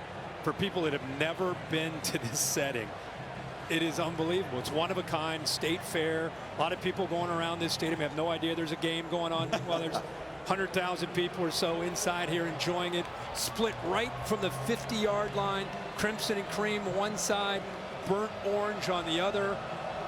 Very unique, and this game's living up to what you expect to see from it with some unanticipated excitement. And Farouk will let it bounce. When we talk about the importance of this game, both these teams at 5-0 certainly have hopes and dreams of a national championship. This is the chance to reach the playoff, to get in the 4-team bracket. You can see that no matter which team wins, 72% for Oklahoma, 73% for Texas, they'll both be very likely favored in the remainder of their games. Could be the first of 2 meetings. 20 miles to the west is the conference championship game. Not to say, that they're going to get tested and maybe meet again in the conference championship, but the springboard that this can give you, the confidence that this can give you. Whereas if you lose this one, even though you're 5-1, you're regrouping a bit. No timeouts, a minute 53. They pitch it to Andrew Anthony, who ducks under a tackler, falls down short of the marker. Clock still moving. Yeah, Anthony, the transfer from Michigan. I thought it was a little surprised when he came over, but it's worked out well for him. 6'1", 190. And they're going to run the ball, and Major will move the sticks. The clock will continue to move as soon as they get those ready. Yeah, Michigan, they're in such disarray. You got to get out of Ann Arbor. Things are just not working out there. He said he got a lot of puzzled questions when he decided to transfer, but it has worked out really well for him, Anthony. Gabriel, an inaccurate throw, tried to lead Major, but it was off target. Clock stopped with 1:20 to play. Texas just sitting back in a zone. Couple robbers, meaning safeties, sitting down right around that 15-yard mark, just kind of reading the eyes, trying to bait him into any kind of throw, but just nobody open downfield.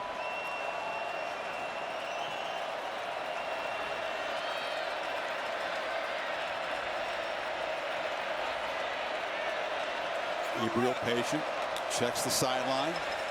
Here comes the pressure. They pick it up. Long throw, caught, and spinning free is Farouk. They chase him down, but a big play made one man miss. This guy is so good after the catch. He sure is. And again, this is the improvement. Look how far he is near the sideline. You'd love to see the defender this time, Holmes, use that sideline to help him with leverage to the inside, but instead he gives that away and then gives up yards after the catch. Got 34 yards after the catch. Oklahoma thinking end zone now, not just a field goal try. Gabriel took a look left, now dumps it down over the middle, and this is Walker with the catch. Breaks free again. You can't get this dude down. He is so powerful. Another first down at the 16. Gavin Holmes having a tough go out there. Just take completions. That's what you do in this offense. You're right. He is a handful to bring down. Lower body strength. You never can assume you got him. Texas trying to rotate bodies. Go back to Brent Venables using those timeouts. This is why he did. He has a lot of confidence in how quickly they execute, and the fact that Dillon Gabriel has such a great handle. Look at this. Still a minute to go. They're inside the 20. Only taking 52 seconds to get this close, and they'll run the ball again with Major. Murphy wraps him up. If you're going to run it, you do have to have a little urgency between plays. Yeah, and again, I think it speaks volumes about how fast they go, that they're not panicking. They're not going recklessly fast. Anthony off to the left, and there is a whistle and a flag. Yeah, right guard, actually right tackle moved. Guyton. It's been a really clean first half for the Longhorns, or for the Sooners. The Longhorns have had 6 penalties. That's just the 3rd for Oklahoma. this false start's going to be a potential 10-second runoff because the clock was running. False start, offense, number 60, 5-yard penalty. Still second down. This foul also includes a 10-second runoff. Please reset the game clock to 30 seconds. And the clock will start with my signal. So that suddenly changes the complexion a little bit without that timeout. They're down to 30 seconds suddenly.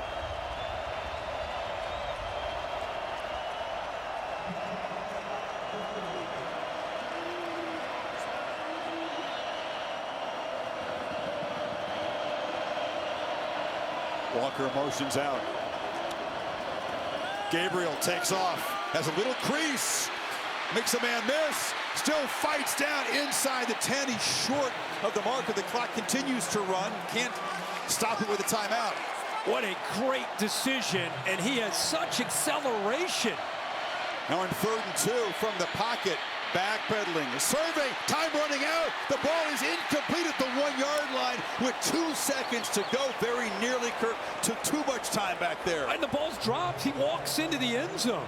He's had such a great half here. Walker's shown what he can do, running the football, catching the ball. I just think he started to think about where to go. The fact that he's going to go score a touchdown here in the Red River rivalry. He just didn't look that in. That's the goal line. He walks in. Jalen Ford had lost him, so Oklahoma will settle for a 26-yard attempt from Schmidt. And a timeout is taken. Yeah, there were a couple things in play. Yeah, if he catches it, he walks in, but also Gabriel, if he'd hesitate a little bit longer, you could come up empty. A 10-second runoff for the 5-yard penalty proved to be crucial. It changed things on this last drive. He looks out to the right.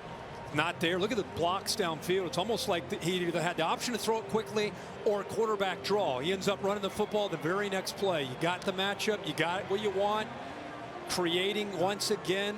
Off schedule by Gabriel once again. You don't think these points are important? In this Red River rivalry, the team leading at half has won 10 of the last 12 games in this series. So pretty big deal. And OU does get the ball to start the second half. Last year's 49-zip blowout was an aberration. Before that, the last 8 had been 1-score football games. Feels like we're definitely heading there today.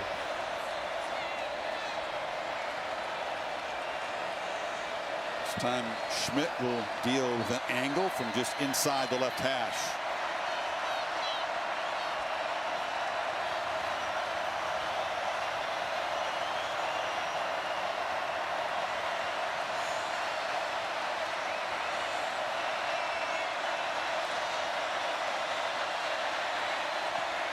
Right through.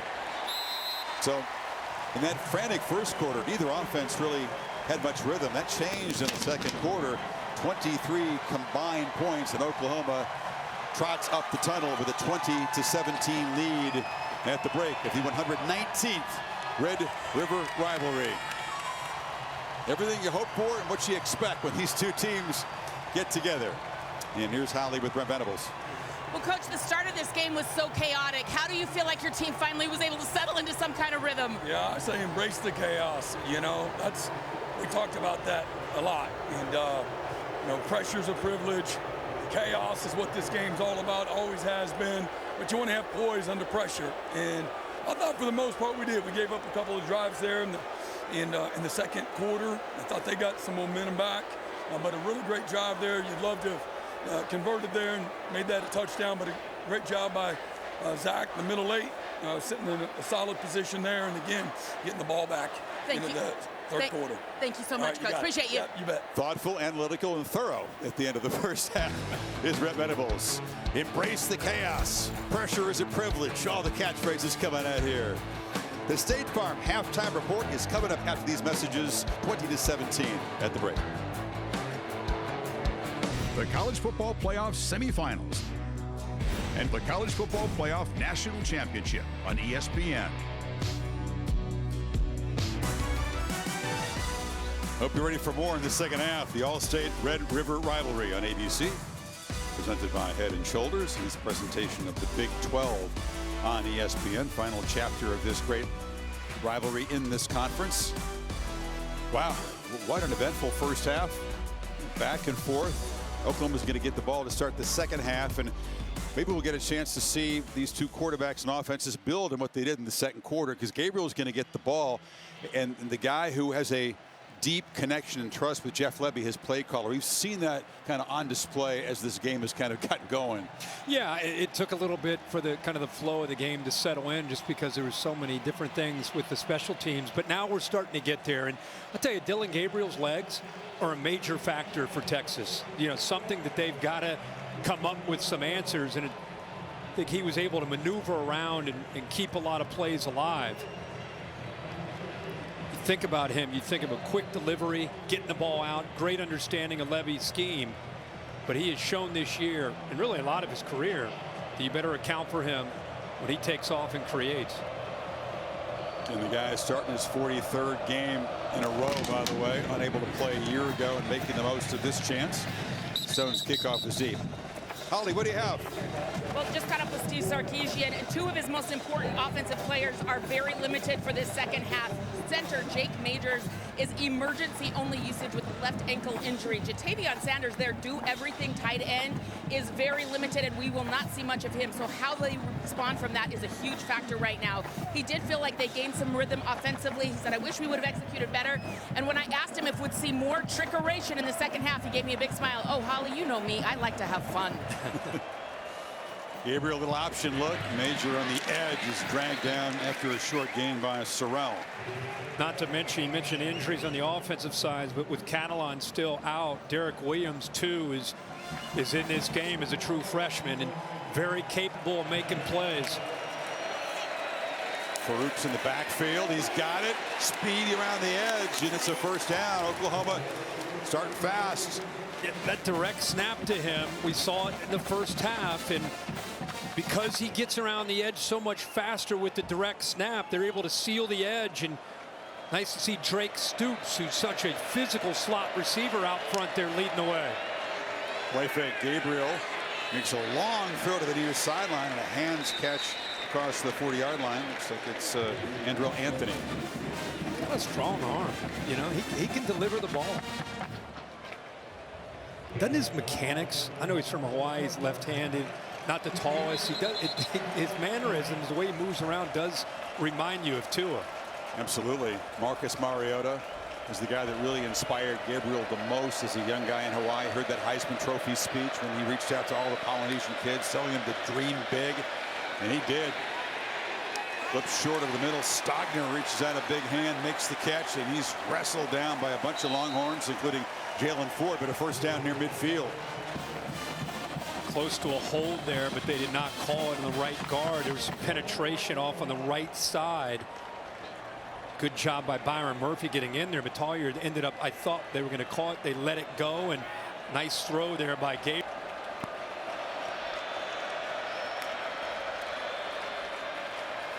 Gabriel on the slant. Nice catch made by Stoops, and serenaded as he always is when he touches the ball by the crowd here, the son of the legend.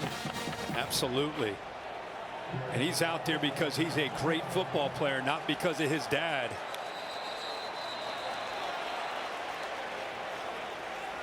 That hit caused the ball to come loose, and then he landed on top of it. It's an incomplete pass. Under further review. He got hit hard. Thompson, yeah. Yeah. I thought he maybe completed the process. The umpire was right there to call it a catch. Right into traffic. Has it initially, but what a hit there to jar that loose by, you said, Chris, Jaron Thompson, kind of the quarterback of that secondary. Stoops tried to sell it like he caught it darn well. The ball hit the ground and came up. I'll tell you, Kirk, we've seen it from the very first snaps of this game, and it's not a surprise, but it just reinforces what this rivalry is all about. Guys are hitting harder, arriving faster. It's no wonder some guys have gone down with injuries in this game with the tempo. Yeah, it's the hardest hitting game we've had a chance to be. We did a Texas-Bama game, but this has a different feel to it with how hard these safeties and linebackers are hitting people. We assume that replay is going to clean that up. Richard Brown is in the booth. It'll be 2nd and 10 back at the OU 49 after they do fix it. They got the stop near the end of the half. The Sooners defense forcing the field goal. They preserved time. Gabriel right down the field. Now a chance to build on the three-point lead before Ewers gets the ball back. Incomplete pass. It will be second down at the previous spot. You know, the middle 8 is something that Dabo Swinney popularized at Clemson when Venables was there, and now he's preaching it. The last 4 minutes of the first half, first 4 of the second half. If you own those 8 minutes, the chances are very good you win the game. He's trying to make that a reality here this afternoon again by building on this lead. Walker's the back. It is 2nd and 10 after the review.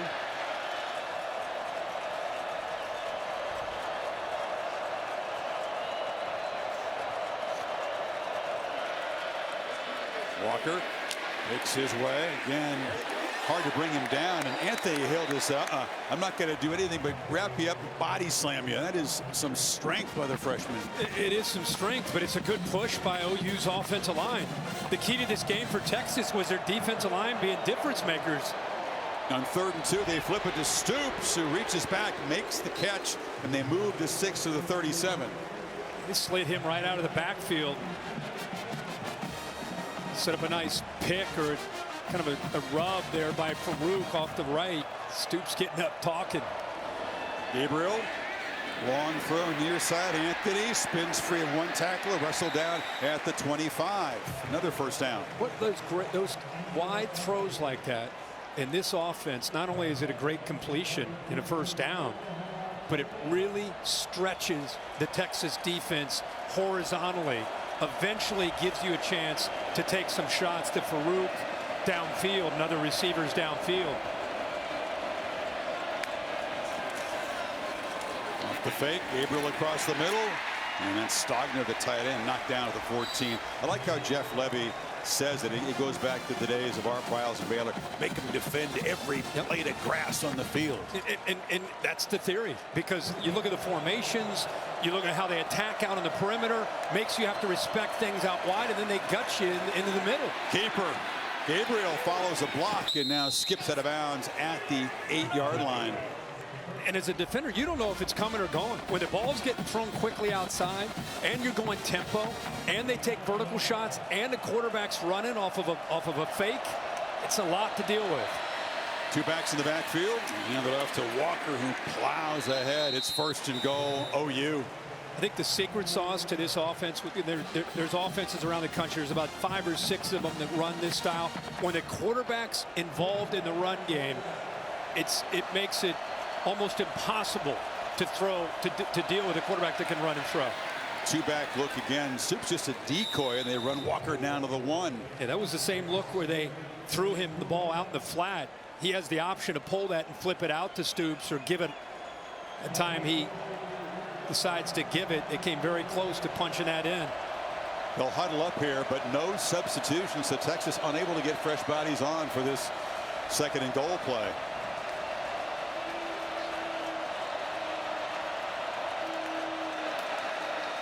Walker. Touchdown, Oklahoma. They stretch the lead with their first possession of the second half, taking 75 yards in 13 plays. Walter Rouse, the left side of this offensive line, they're just looking to push and create this hole. Good job here. Throw Stogner in there as well. Offensive line doing their job, and again, the tough running by Walker, who dropped that potential touchdown reception. This time is able to cross the goal line for the touchdown. So Sooners offense has scored in 4 straight possessions. 2 touchdowns, 2 field goals, and Texas with their largest deficit of the season, down 10 in Dallas.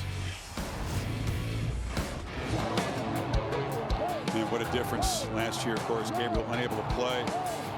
Davis, Bevel, the Pitt transfer, was thrown in there. They just couldn't get anything going on offense. And different story today with a healthy quarterback and a lot of balance. Yeah, what a incredible difference. 2nd year Brent Venables' system and recruiting and culture, and just making this team more representative of what he envisioned when he took over. Out rushing Texas today, which is a surprise given what they've done coming in. Robinson slips away from a few tacklers, and Keelan Robinson will be wrestled down at the 26. Zach Schmidt, the kicker, got down there and got involved. Ready, Kirk? Tuesday, dropping a puck in a new NHL season, a triple-header on ESPN. Preds in the Lightning, Blackhawks against Crosby and the Penguins, and the Vegas Golden Knights, defending champions, host the Kraken. All games on ESPN+. How the Avs looking this year? Bounce back here, I would think. Yeah. So plenty of talent. The Jackets are major bounce back. Hopefully they stay healthy. They're perennial bounce back. Come on, man. Ewers trying to get things going here. And they're down by 10 for the first time this season. They test the middle, and that's Danny Stutzman, who just swarmed in there. You know, Stutzman, not 100% today, Kirk, but fighting through it. I love to watch this guy play football. I mean, he is a throwback. In a weekend where Dick Butkus has passed away, and we're all thinking about him and his family, Stutzman is a linebacker that would make Dick very proud with how physical he is. Indeed. Ewers a second down throw. It's complete across the middle. And Gunnar Helm has been a key figure today. Talked about him having to pick up with Jatavian Sanders, not able to offer much. Makes another catch. It's 3rd and short now. That ball was very fortunate not to be touched by Stutzman and potentially intercepted. A lot of movement in the pocket by Ewers, and he throws from his left all the way back to the right. And I don't know if he didn't see Stutzman. And if he did, I mean, you're talking about an inch or two that he's able to avoid him. This is important. Texas got to get something going on offense. Their defense needs a rest on 3rd and 2. The catch is made by Sanders, who's back out there toughing it out. And big number 0 moves the sticks out across the 40. Watch Helm, who scored the touchdown. And to the right, look how open he is. He's got this. That shows you how much he loves Sanders. He's going to Sanders no matter what. Sanders throws a block there, but not enough to protect the quarterback for long. Ethan Downs has been big off the edge. We wondered, is there an elite pass rusher in this game? There really wasn't coming in, but Downs has made a big impact today. He sure did.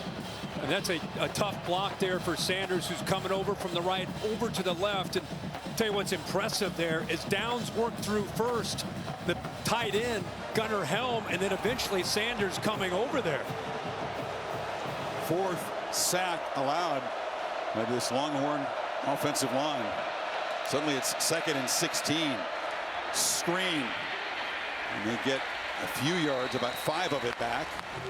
It's Whittington. Sark trying to find a way to slow down this front. They are really aggressive, doing a really good job of disrupting things, playing with a lot of confidence with this 10-point lead. See if they come after Ewers here. 3rd down and 12. They bring the pressure. Ewers steps up, thinks about running. He'll take off. No way he's going to get there. Lost the ball. It comes loose, still rolling around, and Oklahoma has it. Gentry Williams had an early pick. Now he's got a fumble recovery right at midfield.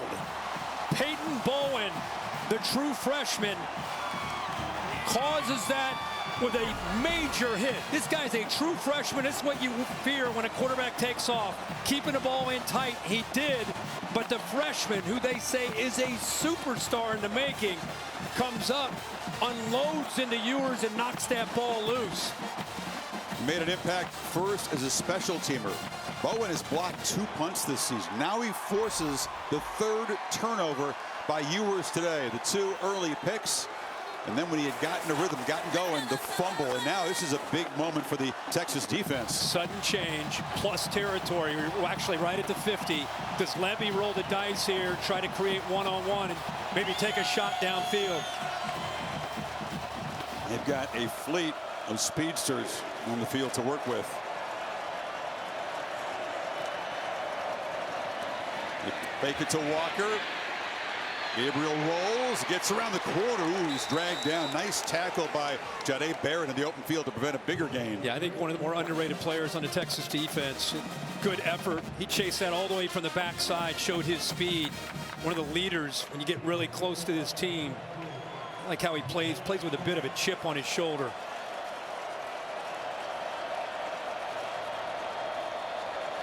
A lot of pressure on this Texas defense to step up after that turnover. Gabriel has a lot of time, checks it down, and the catch is made in traffic by Walker, so it's going to be 3rd down and long. Jalen Ford right there to make the stop. See if they slowed the tempo a bit here. Yeah. Texas sitting back here on these first couple plays, more zone, trying to keep things in front, trying to make Gabriel have to hold on to the football. Let's see if they elect to dial it up here. They're going to bring in Anthony Hill. You see him as a pass rusher. Got him up the top.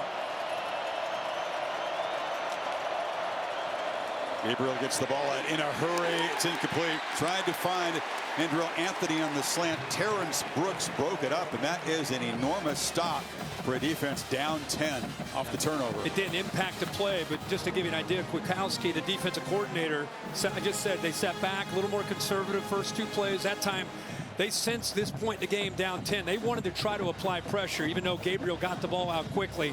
Heck of a job by the Horns D. Get that 3 and out after the turnover by Ewers.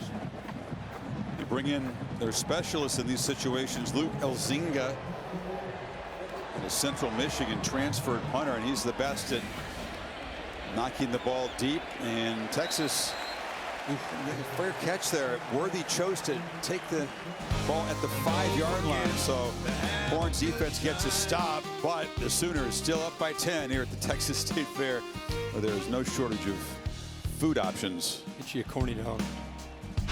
The Allstate Red River Rivalry on ABC, presented by Head & Shoulders, is brought to you by Ram Trucks, America's best light-duty pickup for new vehicle quality.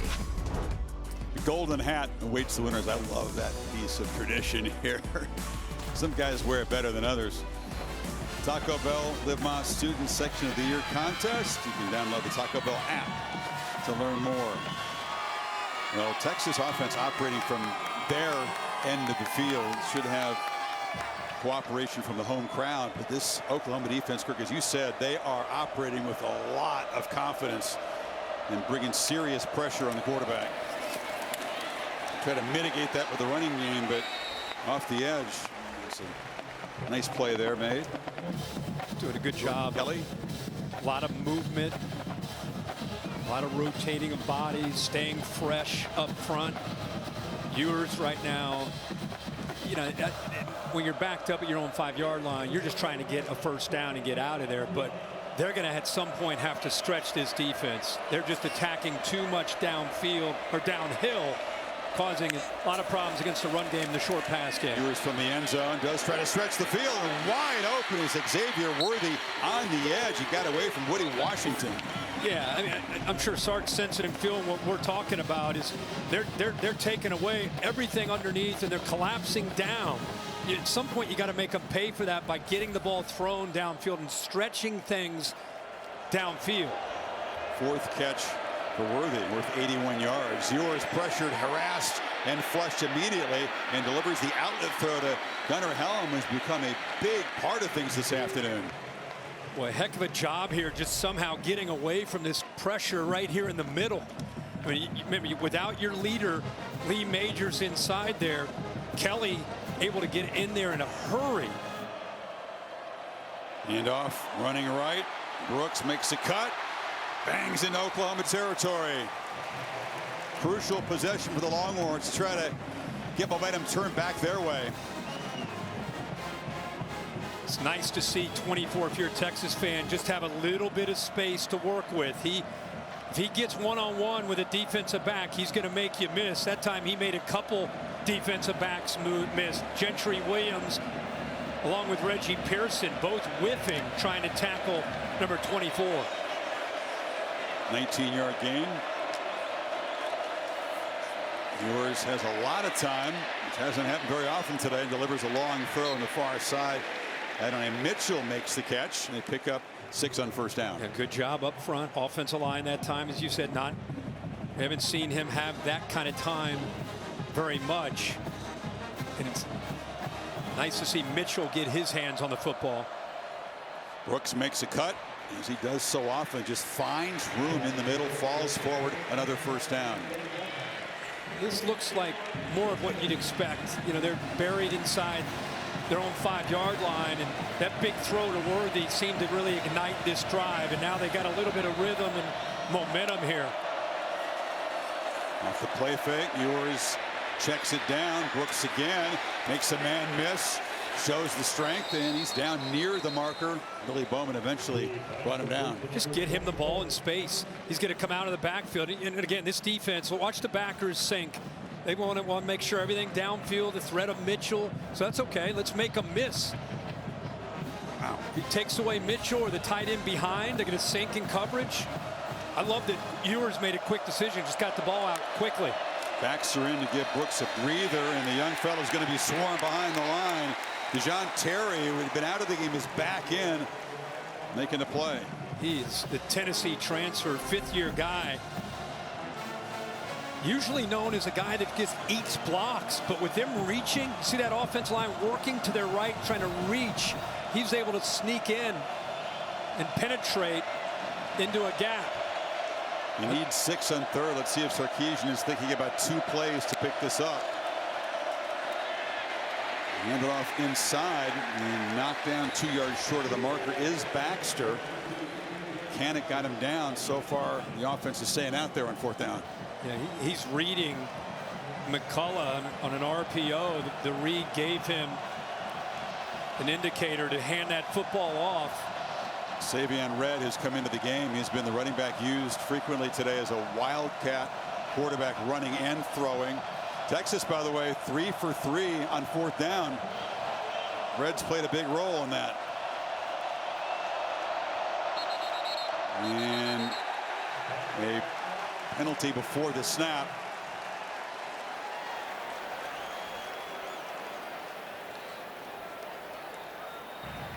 False start. Offense. Number 62. 5-yard penalty. Still 4th down. He makes it 4th and 8, and that'll change Sarkisian's thinking as the field goal team trots out. Yeah, it's on the center. Robertson there. Again, filling in for Jake Majors, the top offensive lineman on this team, who was down with a leg injury early. So here comes Bert Auburn from 45. Made good on a chip shot earlier, but he's struggled in recent weeks from distances just like this. In a swirling wind, he drives it through. That's an important field goal for Texas as they cut it to a 7-point margin. 153 in the third. 67-yard drive. Ends in 3.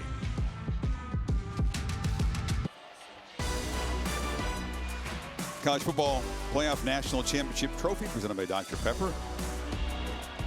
Hanging out here at the State Fair. I guess its home is what, Grapevine, nearby here within. That's right. Headquarters. Yeah. January 8th in Houston is the championship game. So Texas was backed up at the beginning of that drive, way back at the 5-yard line, moved it down the field. The big conversion to Worthy there got him in position, and Auburn drives it through to make it a 7-point game. Curtis Wilson on the All-State bus. Made an appearance in Dallas. Now he's headed up to Seattle here. What's your All-State good hands play this weekend? Oh, usually we're calling a night game, and it's easy to survey the whole country. Oh, wow. So we're going to go way back to 01 in a 7-3 game. Late in this game, Roy Williams, the Superman play against Chris Sims, knocked that ball into the air, and Teddy Lehman caught it in the air, secured victory for the Sooners and Bob Stoops. One of those special teams plays by Texas. They fielded the punt way down inside the 10-yard line. That set that up. Sooners back to work. Farouk finds the edge. Look out, he can fly. Knocked out across the 40, a couple of steps away from really busting loose. Boy, great job by these Oklahoma receivers. Drake Stoops, watch 12 out there. Nice block there. Good hustle downfield all around by that group. Nick Anderson, 4 involved. Batted away. Reaching up was Alfred Collins, the tackle. Well, we have not felt the presence of this Texas defensive front. We talked about this being a big factor in this game. How would Oklahoma deal with the Texas front? Jeff Levy and Dylan Gabriel have come up with a plan between the tempo and the different play calling. They have slowed down the front that time, knocked down by Collins. 1 sack by the Longhorns. They've affected Gabriel a few times, but not enough. It shows some pressure here. Gabriel has time, and it's batted down again. That time it was Anthony Hill, so back-to-back bat downs. Sets up a 3rd and 10. Actually, he does a really good job here. He can't get to him, so he just does what most good linebackers do. They play with instincts. Eyes on the ball. I can't get to him. The ball's going to be out too quickly, so it's 6-3. He almost not only knocked that down, he timed it so well. I wouldn't have been shocked if he came down with an interception. 4 of 10 are the Sooners on 3rd down. Sawchuk is in the game. Reliable pass protector. Let's see if they try to heat up Gabriel. It's Anthony coming across in motion, and a whistle and a timeout taken. Sooners spend the timeout here. Gabriel, just one of those guys that he makes all of his teammates, feel important. He's got the knack. You come to this new program, you do what Baker Mayfield did. You step in from the outside, you ingratiate yourself, you show yourself to be a leader with your hard work. But he's just got the chemistry. He's got the it factor, and he has ever since he was a high school star in Hawaii. Yeah, he had it when he was early in his career at UCF with Jeff Levy there, and it's continued throughout. Some of those guys you have that naturally, and he's been able to put that on display today. Oklahoma as a team playing a much cleaner game than Texas. Texas has 3 turnovers. Oklahoma doesn't have any. Texas has 7 penalties. Oklahoma only 3. And Texas has been sacked 4 times. As you mentioned, Oklahoma only giving up 1 sack. Gabriel on his way to UCLA when Caleb Williams left Oklahoma, got into the portal. Levy called him the day before his first class at Westwood and said, guess what? And he changed rapidly his mind, and it's worked out beautifully for him. 3rd and 10. Gabriel feels the pressure, sidesteps it, escapes, and tries to get there with his legs. Gets a block on the edge, but will not get there. Fought really hard, but Derek Williams, the true freshman in for Catalan, made the tackle on the far side. Collins right here wins, forces him out of the pocket. And then you're talking about a true freshman out in space, getting off of a potential block by Drake Stoops, and makes a play. Tell you, we're seeing glimpses of what Derek Williams has to offer to this Texas defense. Young man forced to play, and he's doing a great job. So, well, it's 4th down, and Drill Anthony is being looked at on the far sideline by the athletic training staff. Holly? Well, you're talking about Dillon Gabriel's growth in Hawaii. Part of it started because his father was a terrific quarterback at the University of Hawaii. He has mentored and coached this young man since he was a little kid. He did get to meet Marcus Mariota for the first time when he was in 3rd grade. He remembers it vividly, a jump rope for heart health event. He then later got a throw at St. Louis High School in Hawaii with Marcus and a bunch of other quarterbacks. And guys, it's just the beginning. There's about a dozen different quarterbacks in college football right now who grew up in Hawaii. It's really good to see, and Dillon Gabriel is making them proud. Here's the DNA. There were guys before Mariota. Timmy Chang played at Hawaii, but it was Mariota, Tua. Those guys were from St. Louis High School. Mililani is where Dillon comes from. That's where Mackenzie Milton played, and of course he was the guy that led him to UCF and mentored him there, kind of a big brother to Dillon. Yeah, it's cool to see that. Cool fraternity of guys. And right now, how about the way Tua is performing? There's Anthony clearly in some pain there, getting helped off. Tua having a heck of a year this year with the Dolphins. So how about this? The offense is on the field. They need almost 2 full yards to get to the 47. Well, he spreads them out. Walker is the back. They're going to try to get Texas to flinch, but they do run a play. Gabriel throws a slant, far side, and Stoops could not come up with it. Michael Taff, a backup safety, made the play, and Texas, with that stop, has great field position. Well, that's all you could hope for Dillon Gabriel. Ball, to me, is a little late and thrown behind downfield, but look at this cushion right here. You'll take that every single time. Ball up now. A little bit late and behind. Stoops is running out of room, but he went to the right target with that cushion into the boundary. But the wrong shoulder. Just felt like he got it out a little bit late. Now, because you roll the dice and go for it in a rivalry game, look at the field position for Quinn Ewers and the Horns. Ewers, by the way, has completed his last 13 passes. Did have the fumble loss in the middle of that, but terrific rhythm throwing the ball. another high percentage throw to Brooks. So he said just get it to him in space, and he creates about a 4-yard gain. Just take those completions all day. He wanted to go. He wanted to take a shot. Looked like Sark wanted to try to test the defense after that turnover on downs. Taken away downfield, no problem. Check it down. At least get some positive yards. What a sudden change in this game. That decision by Venables on the stop with the incompletion has given Texas a real chance. And Brooks turns the corner, bangs through tacklers, still running, powering down inside the 35. How about the right side of this offensive line? Campbell and Jones. Really good job on this right side. Watch them work the double team and then climb up to those backers. Look at that hole. I mean, you're letting Brooks get downhill into the teeth of that defense with speed. What more could you ask for? 119th Red River rivalry. The Longhorns and the Sooners battling in a one-score game. 15 minutes to play. Back after this message and a word from your local ABC station. You're set for the fourth quarter. Aerial coverage brought to you today by Goodyear, celebrating their challenge of road games everywhere. Are you ready for the road? Goodyear, more driven. Which side, which individual going to make the plays here in this final quarter and be remembered forever? The great history of the Red River rivalry. Longhorns at the 34. And first down. Test the middle with Brooks, and that time he is stopped for no gain. That man Jordan Kelly, who's got him on the depth chart, he came in fresh. He's been making a big impact last couple of seasons. Yeah, talking his talk too to the Texas team, letting them know.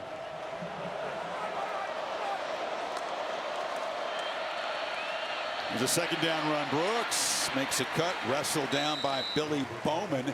It'll be third down and about 5. You could argue here as we start this fourth quarter in a 27-20 game with Oklahoma with everything at stake. This is as big a quarter of college football that we've seen all year with everything that's at stake. Biggest quarter these teams have played in a while. Right away, touch by Whittington is down to the 1-yard line. They played quick. They got him on a slant. And he found a nice crease in that zone. Exactly right. He finds a crease, and Oklahoma, the secondary with their eyes into the backfield. Right here is the culprit. Safety moves from the middle over to the hash, and a good job of recognizing that and getting the ball out quickly. Pressure was coming from his blind side, but he bites onto the fake to give Ewers just enough time. You're going to like this, Kirk. Big Byron Murphy and Tavondre Sweat, those studs of the defensive line, have been brought into this game to enhance the beef lining up in the backfield. And they hand it off to Brooks. Behind all that, they couldn't create enough space. He stopped for nothing. Boy, good job of working around that. See all that size, no problem. He's going to get downhill and work around that. That's a great job by Kip Lewis, the redshirt freshman. Redshirt freshman. He just threw his body in between all those 300-pounders and made a great play. Now they go to the I formation. In the fullback position, it's Murphy in front of Brooks. Takes the pitch. And they're trying to push the pile. They won't get there. Deshaun McCullough on the stop, and the Sooners really making him earn this final yard. Hey, McCullough takes the fight to Murphy. He's not the biggest guy, but watch this hit. There's Sweat right there, but watch this collision right here. Instead of sitting back waiting, bang, he hits him and blew that play up. That's a heck of a job. The IU transfer. Guy that's been asked to play in space, kind of as a hybrid that time, going back to his old familiar down in the trenches. Still going with the jumbo formation. They haven't gained an inch in 2 plays. Brooks again. And again, they've got him behind the line. Oklahoma rises up with Danny Stutzman combining with Deshaun McCullough. It's 4th down and goal. Well, as big as you are, if you don't block this guy, you're not going to score running up the middle. Nobody picks up Stutzman, who's the ball hawk, the guy that makes all the tackles on this team. Smart, tough, instinctive. And you may have all that size, but you come very predictable when you go 3 straight trying to run behind the big boys. That didn't work at all. 3 plays, they lose a yard. Another 4th down play for the Longhorns. Got to hurry here. Play clock at 4. They're going to throw for it. Worthy! Stop short! 4 plays from the 1. They can't get in. An Oklahoma goal line stand that just became part of the lore of this rivalry. Billy Bowman got there. Wow, what a moment.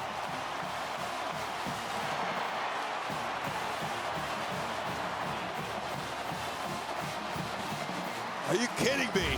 What a stand. Unbelievable. OU protecting a 7-point lead. Back to work from the 1.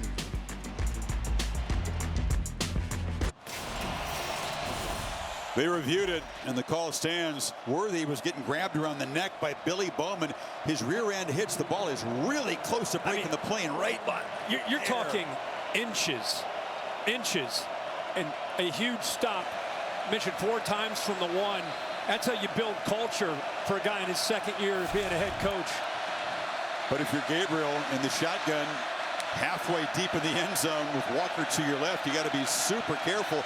This again is the noisy end. The Texas crowd breathing down Gabriel's neck here.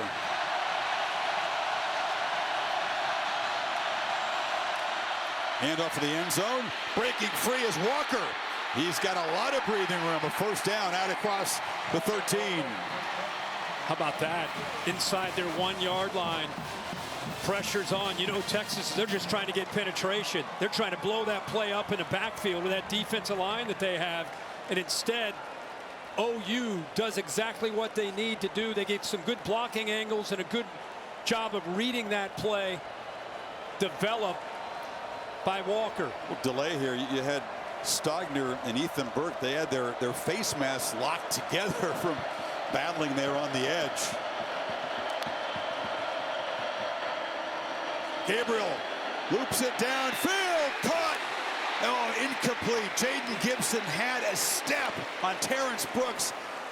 Had it right there, couldn't collect it. There's not a lot of room. Look how close he is to the sideline, but he gets a couple of steps on it. Ball is perfectly thrown.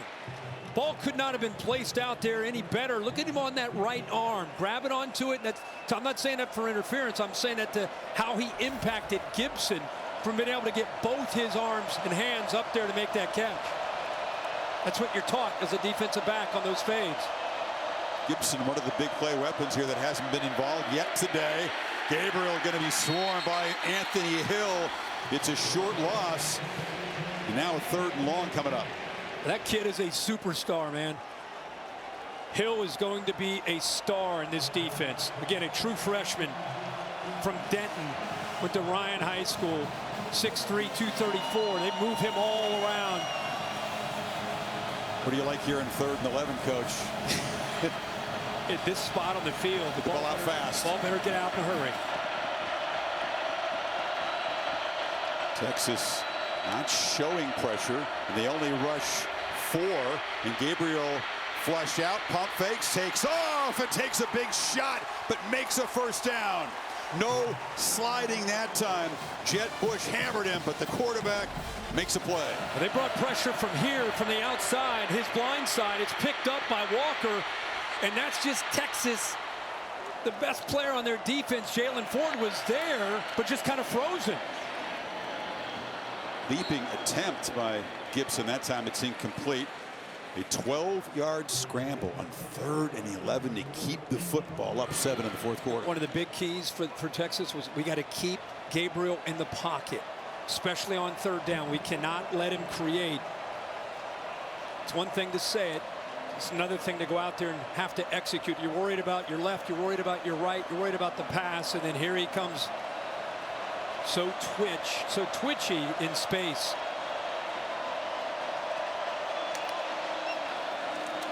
Gabriel again takes a quick peek and then takes off. Weaves his way through traffic. He's in the loose. Dillon Gabriel finally chased down at the Texas 30.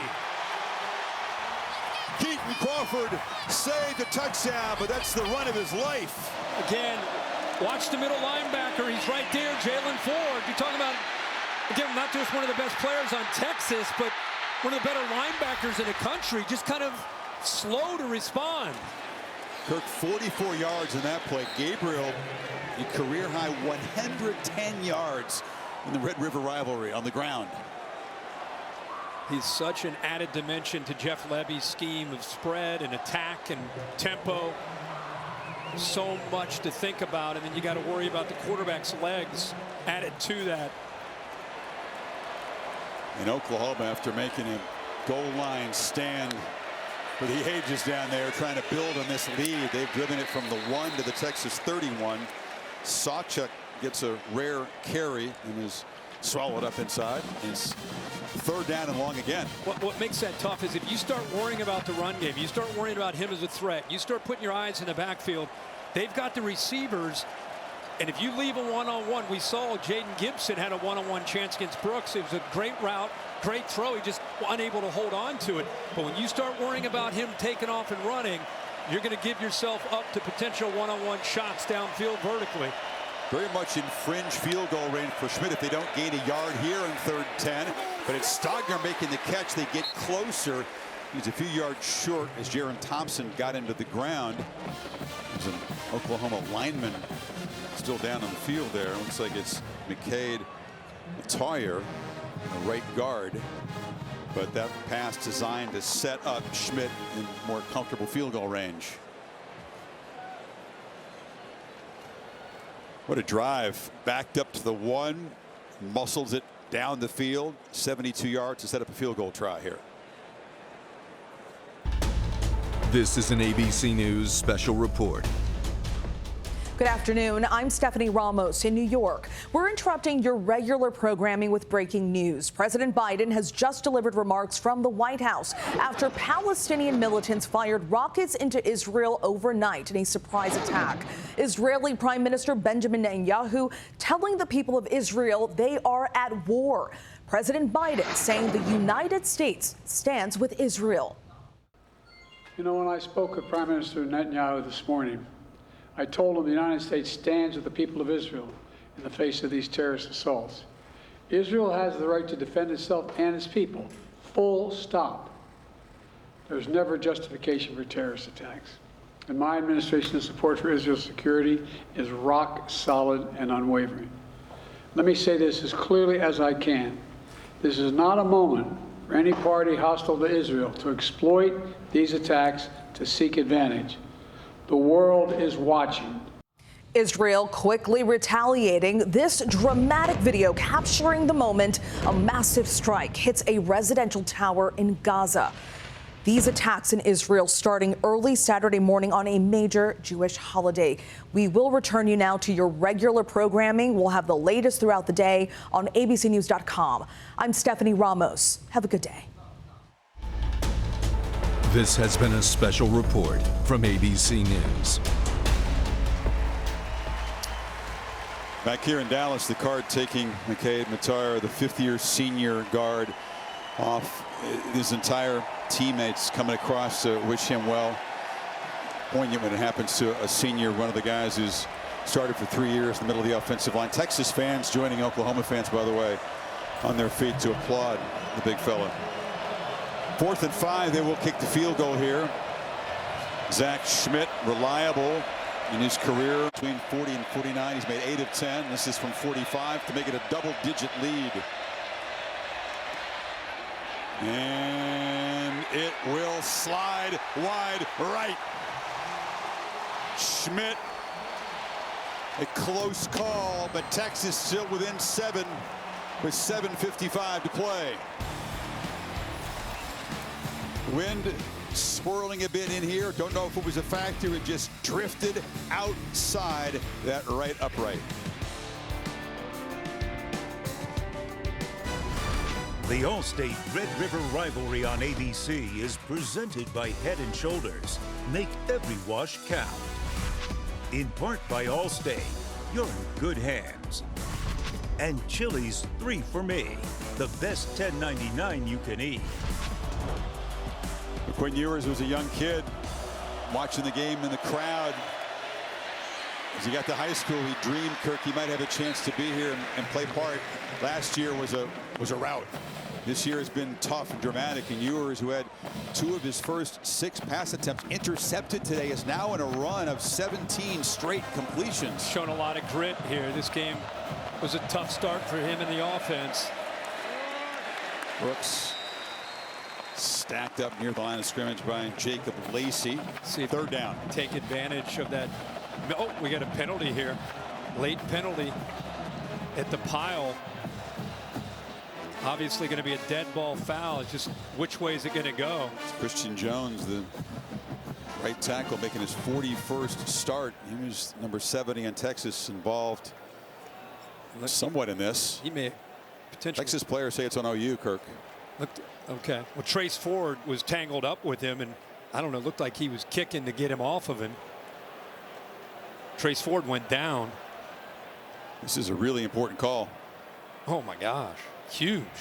After the play, unsportsmanlike conduct, necessary roughness, defense number 30. Yeah.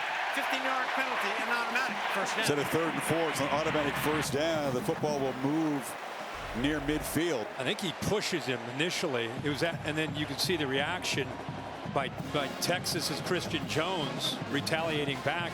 A lot of times they'll offset because of the retaliation, but it goes strictly on Ford. So it would have been a 3rd down, and now you're first down yardage. Adewapure is in the game, Kirk. You'll be happy about that. Young guys on the defensive line for Oklahoma, number 34. Talented young man. Just call him Double A. Double A. Too, yeah. So one of those loss of poise penalties for the Sooners, and Longhorns set up at the 47.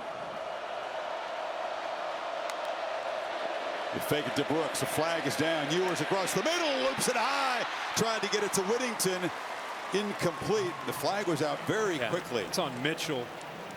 His motion, he started to lean before the ball was snapped. Started to cheat towards the line of scrimmage. Illegal shift. Legal motion. Offense number 5, moving forward at the snap. 5-yard penalty. Still first down. So they'll take the penalty, moving back 5 instead of the incompletion. Keep waiting for him to make the play, I was right? gonna say that. Yeah, here he is in motion. Watch how he starts a little bit too early. That's why the flag came out so quickly. Just 2 catches for 17 yards for Mitchell. Ewers on 1st and 15, feels pressure, rolls back to his right and flips it. There's Whittington, who makes the catch, knocked out at the 40 for a first down by Bowman. Boy, does he have that quick flick. You know, that ball gets out of his hands so nicely. Good job. This is where that mobility comes into play. See, that safety starts to come down to appreciate the threat of Ewers maybe scrambling. It created a big lane behind him. Easy throw, an easy read.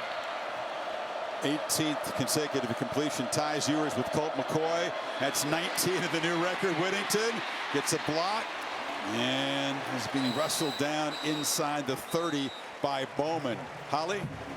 Guys, major injury news right now. Gentry Williams, the starting cornerback for the Sooners, has been taken to the locker room. In his place, Kendall Doby is out there right now, number 15. Keep your eye on the secondary. Williams had a big afternoon. Made the pick early. Now Brooks makes a cut in space. Brooks accelerates. Texas touchdown.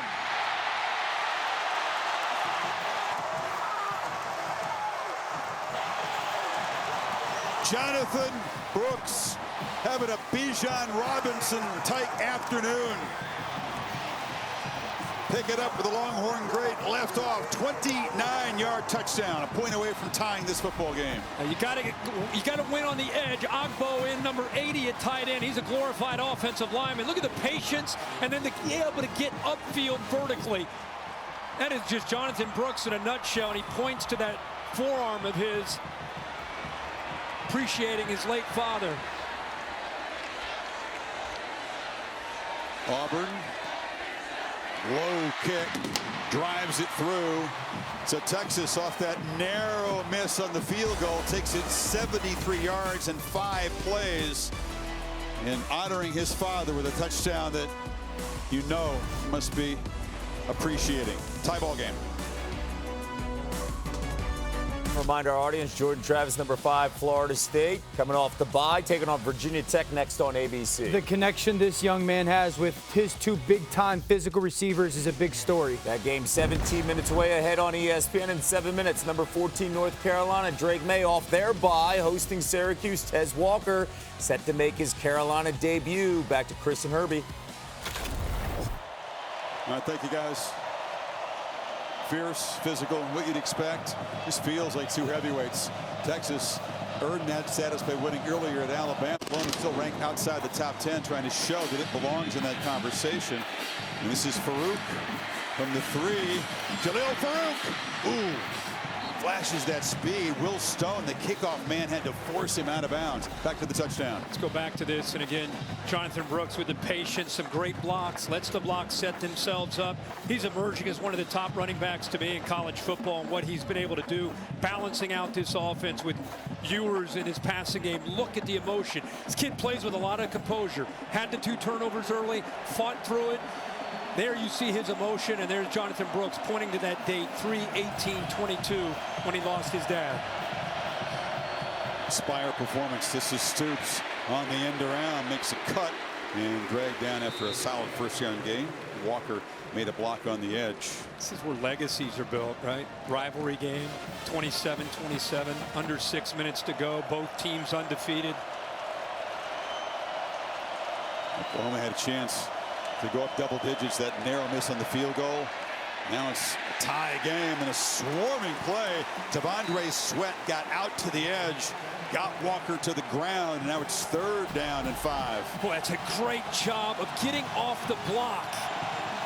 You know, such size, a double team. See how he extends with his arms, sheds the block. Again, you got to keep in mind, he's 362 pounds to be able to be that nimble and quick and being able to get off that block. Gabriel dealing with the noise at this left end of the stadium. Sanson delivers, but a high fastball, and Stogner couldn't come up with it. Gabriel and this offense, Kirk, have not been able to click in some crucial potential conversions here in the 4th quarter. Yeah, when you're on the right hash and you go into the boundary, there's just not a lot of room to work. And you got to get that ball out in a hurry. And instead of it getting out on time, he makes up for it by throwing it with a lot of velocity. Tough ask for Stogner to worry about, am I going to get my feet in? And then here comes a 95-mile-an-hour fastball coming right at you. There's Xavier Worthy awaiting the punt of Josh Plaster.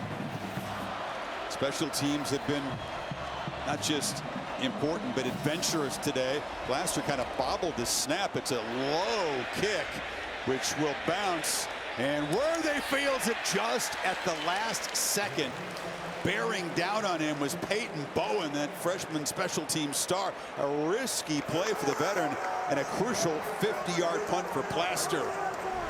Boy, Bowen blocked those 2 punts earlier. He's got a bright future. He was hoping that Worthy might try to put his hands on it.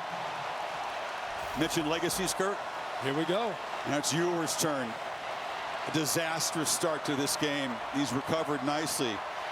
Got a record string of consecutive completions, going 19 in a row. 4:49 to play in regulation. He's got Brooks, the hot hand behind him. They fake it to him. Ewers launching downfield for Worthy. Coming back, and it's broken up beautifully by Woody Washington. Longhorns wanted a flag. There isn't one. Well, I think Worthy, if he would have stopped running downfield and worked even harder back to the football, he could have drawn a potential penalty. There's contact there. Bill, what do you think? I mean, super slow-mo, it looks like obvious pass interference, but in real time, what do you think? Real time, I thought it was a good play, but watching that angle there, he got into him early with the body, even though he turned back for the ball. Worthy this time settles in the zone, makes the catch. The string is snapped at 19 straight completions, but Ewers shakes it off right back to work. Yeah, that's who he is, right? Comes right back to an RPO, gets the ball out in a hurry. Should mention, Key Lawrence is no longer playing safety. He's now playing corner. Ewers right there. Again, finds a man open. It's Worthy in space, picking on the man you mentioned. Yeah, that's what the reason I bring that up is he's a safety. This is a really tough thing to ask of a safety, to be out there on an island. If Quinn Ewers and Sark are smart, I think they attack him, especially if you don't have safety support behind him. Playing fast. Ewers looking to launch again, and now he'll just check it down. Brooks on the edge. Plows forward there at midfield. Picked up another nice chunk on first down. Holly mentioned Dolby going in for Gentry Williams. Now that Dolby's on the sideline, they've moved Lawrence in there. And when you're a safety, moving the corner, now Dolby actually comes back into the game. Brooks, patient, very patient. Finally will muscle right near the marker. Interesting how you play this snap. Oklahoma's got a couple timeouts. 3.5 minutes. The clock can move pretty quickly with the new rules. Outside of 2 minutes here. How much of in a hurry does Sark want to be at this moment? I don't think he is. Oklahoma spent one of their timeouts earlier. You stay with your game plan. You know, you're mixing up the tempos. Brooks cuts forward, falls forward for about 4. It's still some big-time collisions going on down there. Instead of Stutzman, that time it's Kanik meeting him in the hole, but positive yards for the Horns on that 1st and 10 play. They're playing with tempo here, believing they got the Sooners defense kind of on the ropes.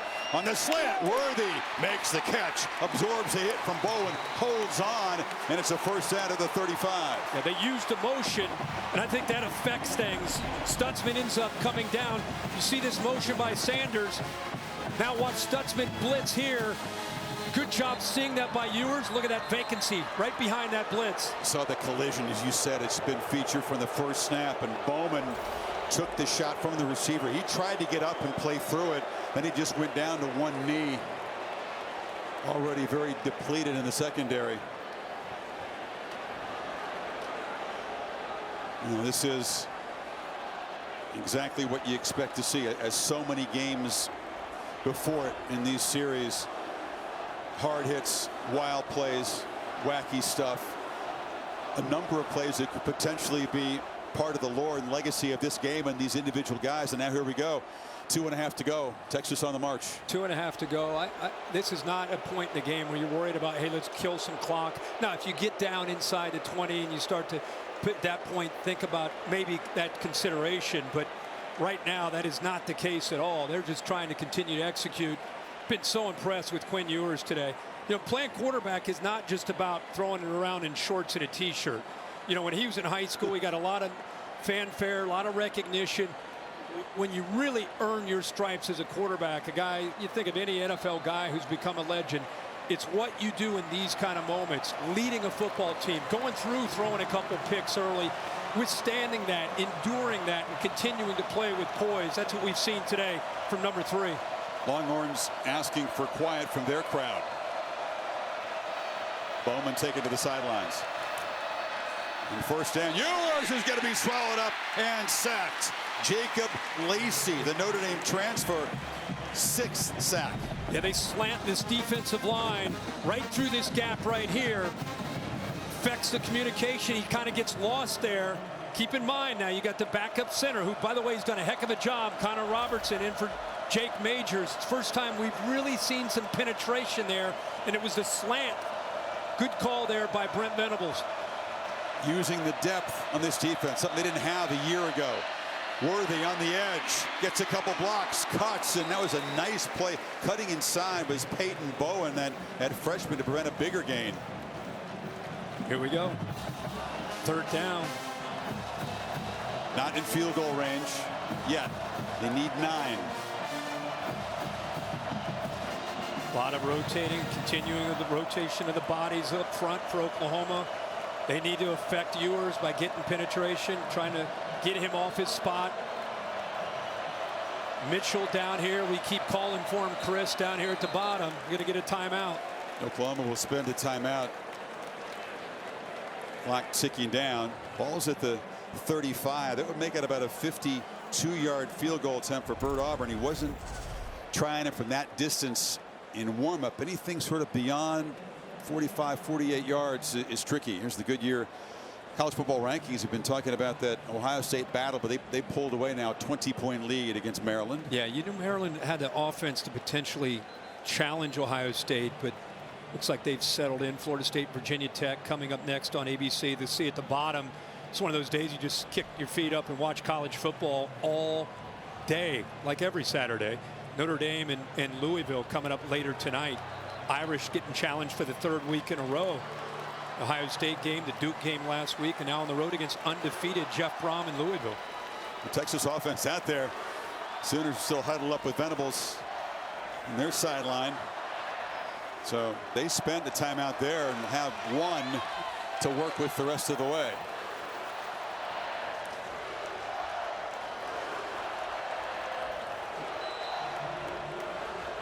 Just on the outer fringe of field goal range for this 3rd and 9. Brooks breaks a tackle. He's wrestled down inside the 30.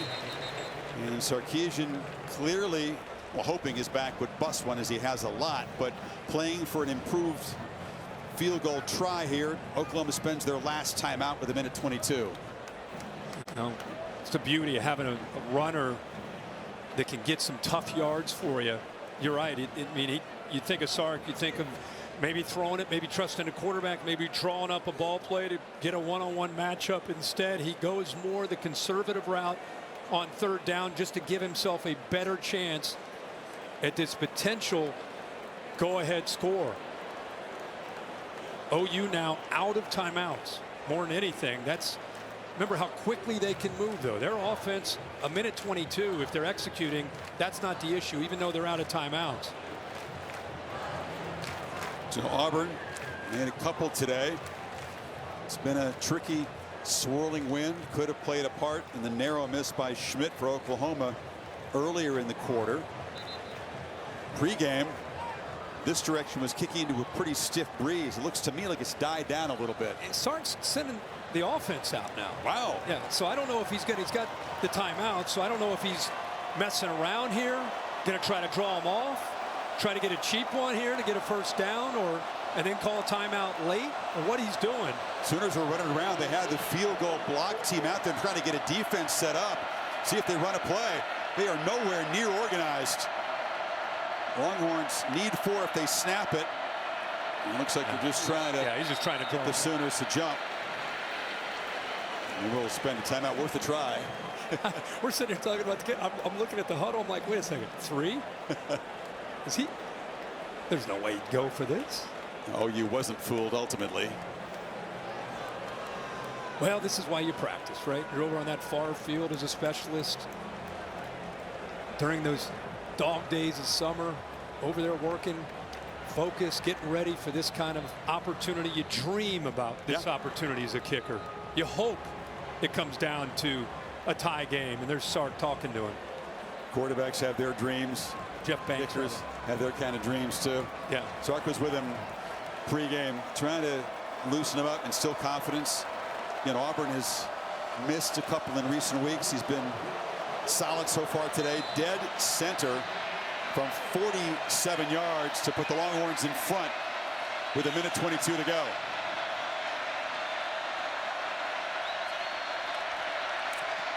Drives it. Clutch. Auburn, with plenty of distance to spare, comes up big. Texas was down 10. He's now up 3. Dylan Gabriel, your turn. No timeouts, but 1:17 to play with. And that is clutch. Auburn just steps right into the moment and doesn't flinch. Beautiful Texas sky. That ball goes right through the uprights. What a day for Sark and Jeff Banks, a special teams coordinator, and how much of an impact. It's not over, but the specialists have had that 3rd phase of the game for the Horns. Remember, OU at the end of the first half had a 9-play, 67-yard drive. Ended up at a field goal. It took about 1:53. Now they got 1:15 or so here. Mentioned the special teams. And the block punt ended up in a touchdown. They had the fake punt executed, and rock solid today. Bert Auburn 3 for 3. Gabriel has lost, I think, a little bit of rhythm here in the fourth quarter, Kirk. OU hasn't scored. A couple of makeable throws on third and fourth down conversions. Yeah, but this kid wants this moment as well. He's built for this. Woody Washington coming down the corner to talk to him. It's a guy that didn't get to play in this game last year. Now he's down 3 with no timeouts. Can Farouk create some field position? Very dangerous returner today. Stone drives it right through the back of the end zone, says forget the return. So here we go. Dillon Gabriel denied the chance to be on this field. Ripped his heart out to have to watch with a concussion. Can be a hero in the Red River rivalry. Offensive line has some backups in there. They've got to hold up, give him time. But they are built not only for this because of their moxie and their attitude, but their scheme. They go as fast as anybody in the country. So the first thing they need is that first down to get their tempo going. How aggressive will Texas play it? They only rush 3, drop into coverage. Gabriel across the middle, and it's complete for a first down. He found Stoops. Put your seatbelt on. That's what they wanted. Now just a matter of getting lined up. Texas got to be ready to be aggressive, not be conservative, sitting back. Long throw, catch made. Farouk makes one man miss, and suddenly in a couple of plays they're in Texas territory. That's 2 plays, and he gets out of bounds. I mean, that's what this offense can do for you. Farouk now is having just a huge day, 130 yards on the day receiving. Gabriel, pocket collapsing, he escapes, flips it across the middle, and Stoops running free. And the legend's son moves the football down into the red zone in the final minute. Boy, Jalen Ford came up. Remember, he's been lost when Gabriel's run. That time he came up, and it opened up a throw to Stoops. Gabriel pump fake, launching for the end zone, incomplete. There was a battle on the far sideline, and a flag comes out. Brooks was defending Nick Anderson. Well, slant and go, and Brooks essentially tackles him because he bit on the slant. As he went by him, he just grabbed onto him, so a good call by the officials. Pass interference, defense, number 8. Automatic first down, just on the foul. Well, Gabriel and his playmakers have moved the ball down in 28 seconds here inside the 10. There's a progressive pylon cam showing to the end of that slant and go, but an obvious pass interference in the right call. It's going to be Tawee Walker's show in the backfield. Holly reporting Marcus Major not available, out of this game. First down. Gonna throw for it. Now he'll take off and knocked down at the 3. Texas has timeouts. Will they spend it here? I think Texas is just going to hope that their defense can hold on here. OU's got to throw incompletions or score. They cannot afford to get tackled in bounds. Gabriel. Launches, touchdown! Nick Anderson!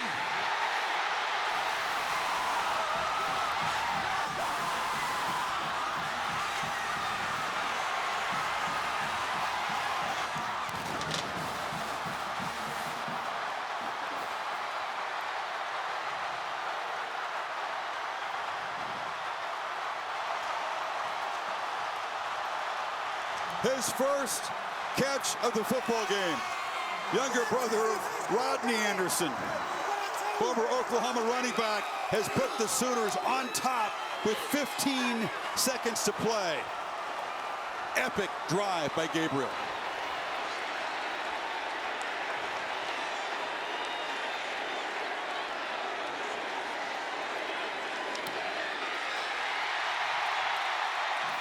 We said he's built for this. He delivered.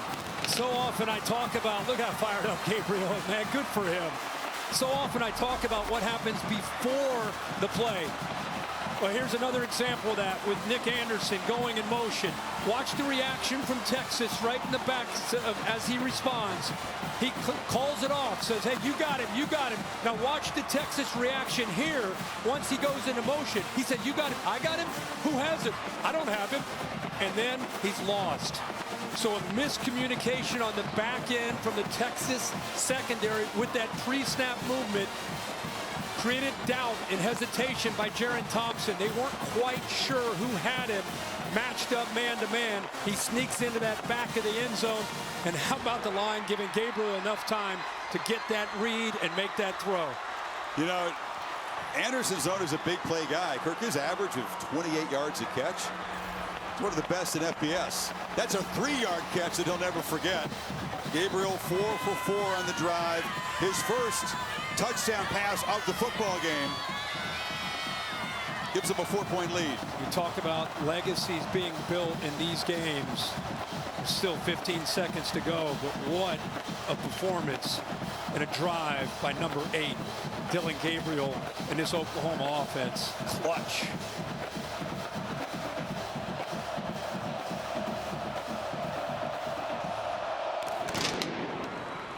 They didn't come after him early in the drive. They dropped 8 into coverage. He was able to get the ball out pretty calmly and get the drive going and crank that tempo. Again, their system is built, even though you're out of timeouts, they're built for that. We saw it at the end of the first half. We saw it at the end of this game. Jeff Levy deserves a ton of credit for putting this plan together and putting his quarterback in this offense in a position to be able to make those plays late. What a call there at the end. With that motion, create that doubt, and then the touchdown. Let's see if Ewers can make something happen. Yeah, he needs to get 75 yards into the end zone. Does have a couple of timeouts, but only 15 seconds. They throw it underneath. A short piece. Whittington just wants to get down. Breaks free at the 43. They'll spend a timeout, and now they're in sort of Hail Mary position. Yeah, a lot of dancing around. I mean, you just got to get north and south in this situation. Every second matters. Just get north and south, get down, and call a timeout. You wonder if you try to, with at least a one timeout, do you try something where you can throw it for 10 or 12 or 15 yards, catch the football, get down, and then it becomes maybe a little bit more realistic if you're at plus 40.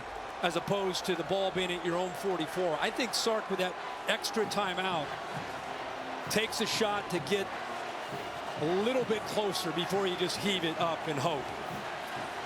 Mililani, Hawaii is where Gabriel's from. It's a small town. If you go from Honolulu up to the North Shore, you pass through it. It's a kind of a bucolic setting. He goes from there to UCF, plays 3 years, is going to go to UCLA, gets rerouted to Norman, couldn't play here a year ago. You could write a screenplay about his story alone, but also just about this game. Last play coming up. Can Ewers conjure a miracle? He's got to, I mean, if he wants to throw it over here, he's got obviously a chance to just get some yards. They could go left. They'll go underneath there. They use 4 seconds, 2 remain, and the ball's at the 44. Yeah, there's the call right there. Smart. Sark's now going to use that last timeout. By the way, this is one of those games you want to see the 5th quarter. You know, and it's like with the new Big 12 without the divisions, you probably, chances are you're going to get it in the Big 12 championship game. So you want to see a sequel? 4 quarters, 20 miles west of here in Arlington? Yeah, that's right. West Virginia's in the mix. Yeah. West Virginia doesn't play Texas. They do play Oklahoma, but yeah, you wouldn't bet against these two teams being the top 2. No division course. What a battle. What I love about this battle is there's ebb and flow, and it's like, okay, one team's going to pull away. No, this team that faces some tough times and some obstacles and some adversity, they come storming back, and then it looks like they're in control, and then the other side comes back. So, man, what a game to grow from for both these teams. They used to call it the bronze hat, but that didn't fit. This is OU in Texas, and then they turned it into the golden hat. And it's been going since World War II era. It comes off that thing, and it is put on the head. And it's the photos and the social media. It's going to be everywhere. You've earned the right to put that hat on today if you emerge victorious in Red River Rivalry number 119. So you got off to the right. You got Mitchell, who's 6'4". Sanders is over there. He's at 6'4". all the OU defenders, or a lot of them, 6 of them, standing on the goal line waiting for the throw. Ewers hoping for time to launch. They come after him. Does step forward. Hit as he throws. A high ball near the goal line. Broken up. Batted down. Oklahoma wins it.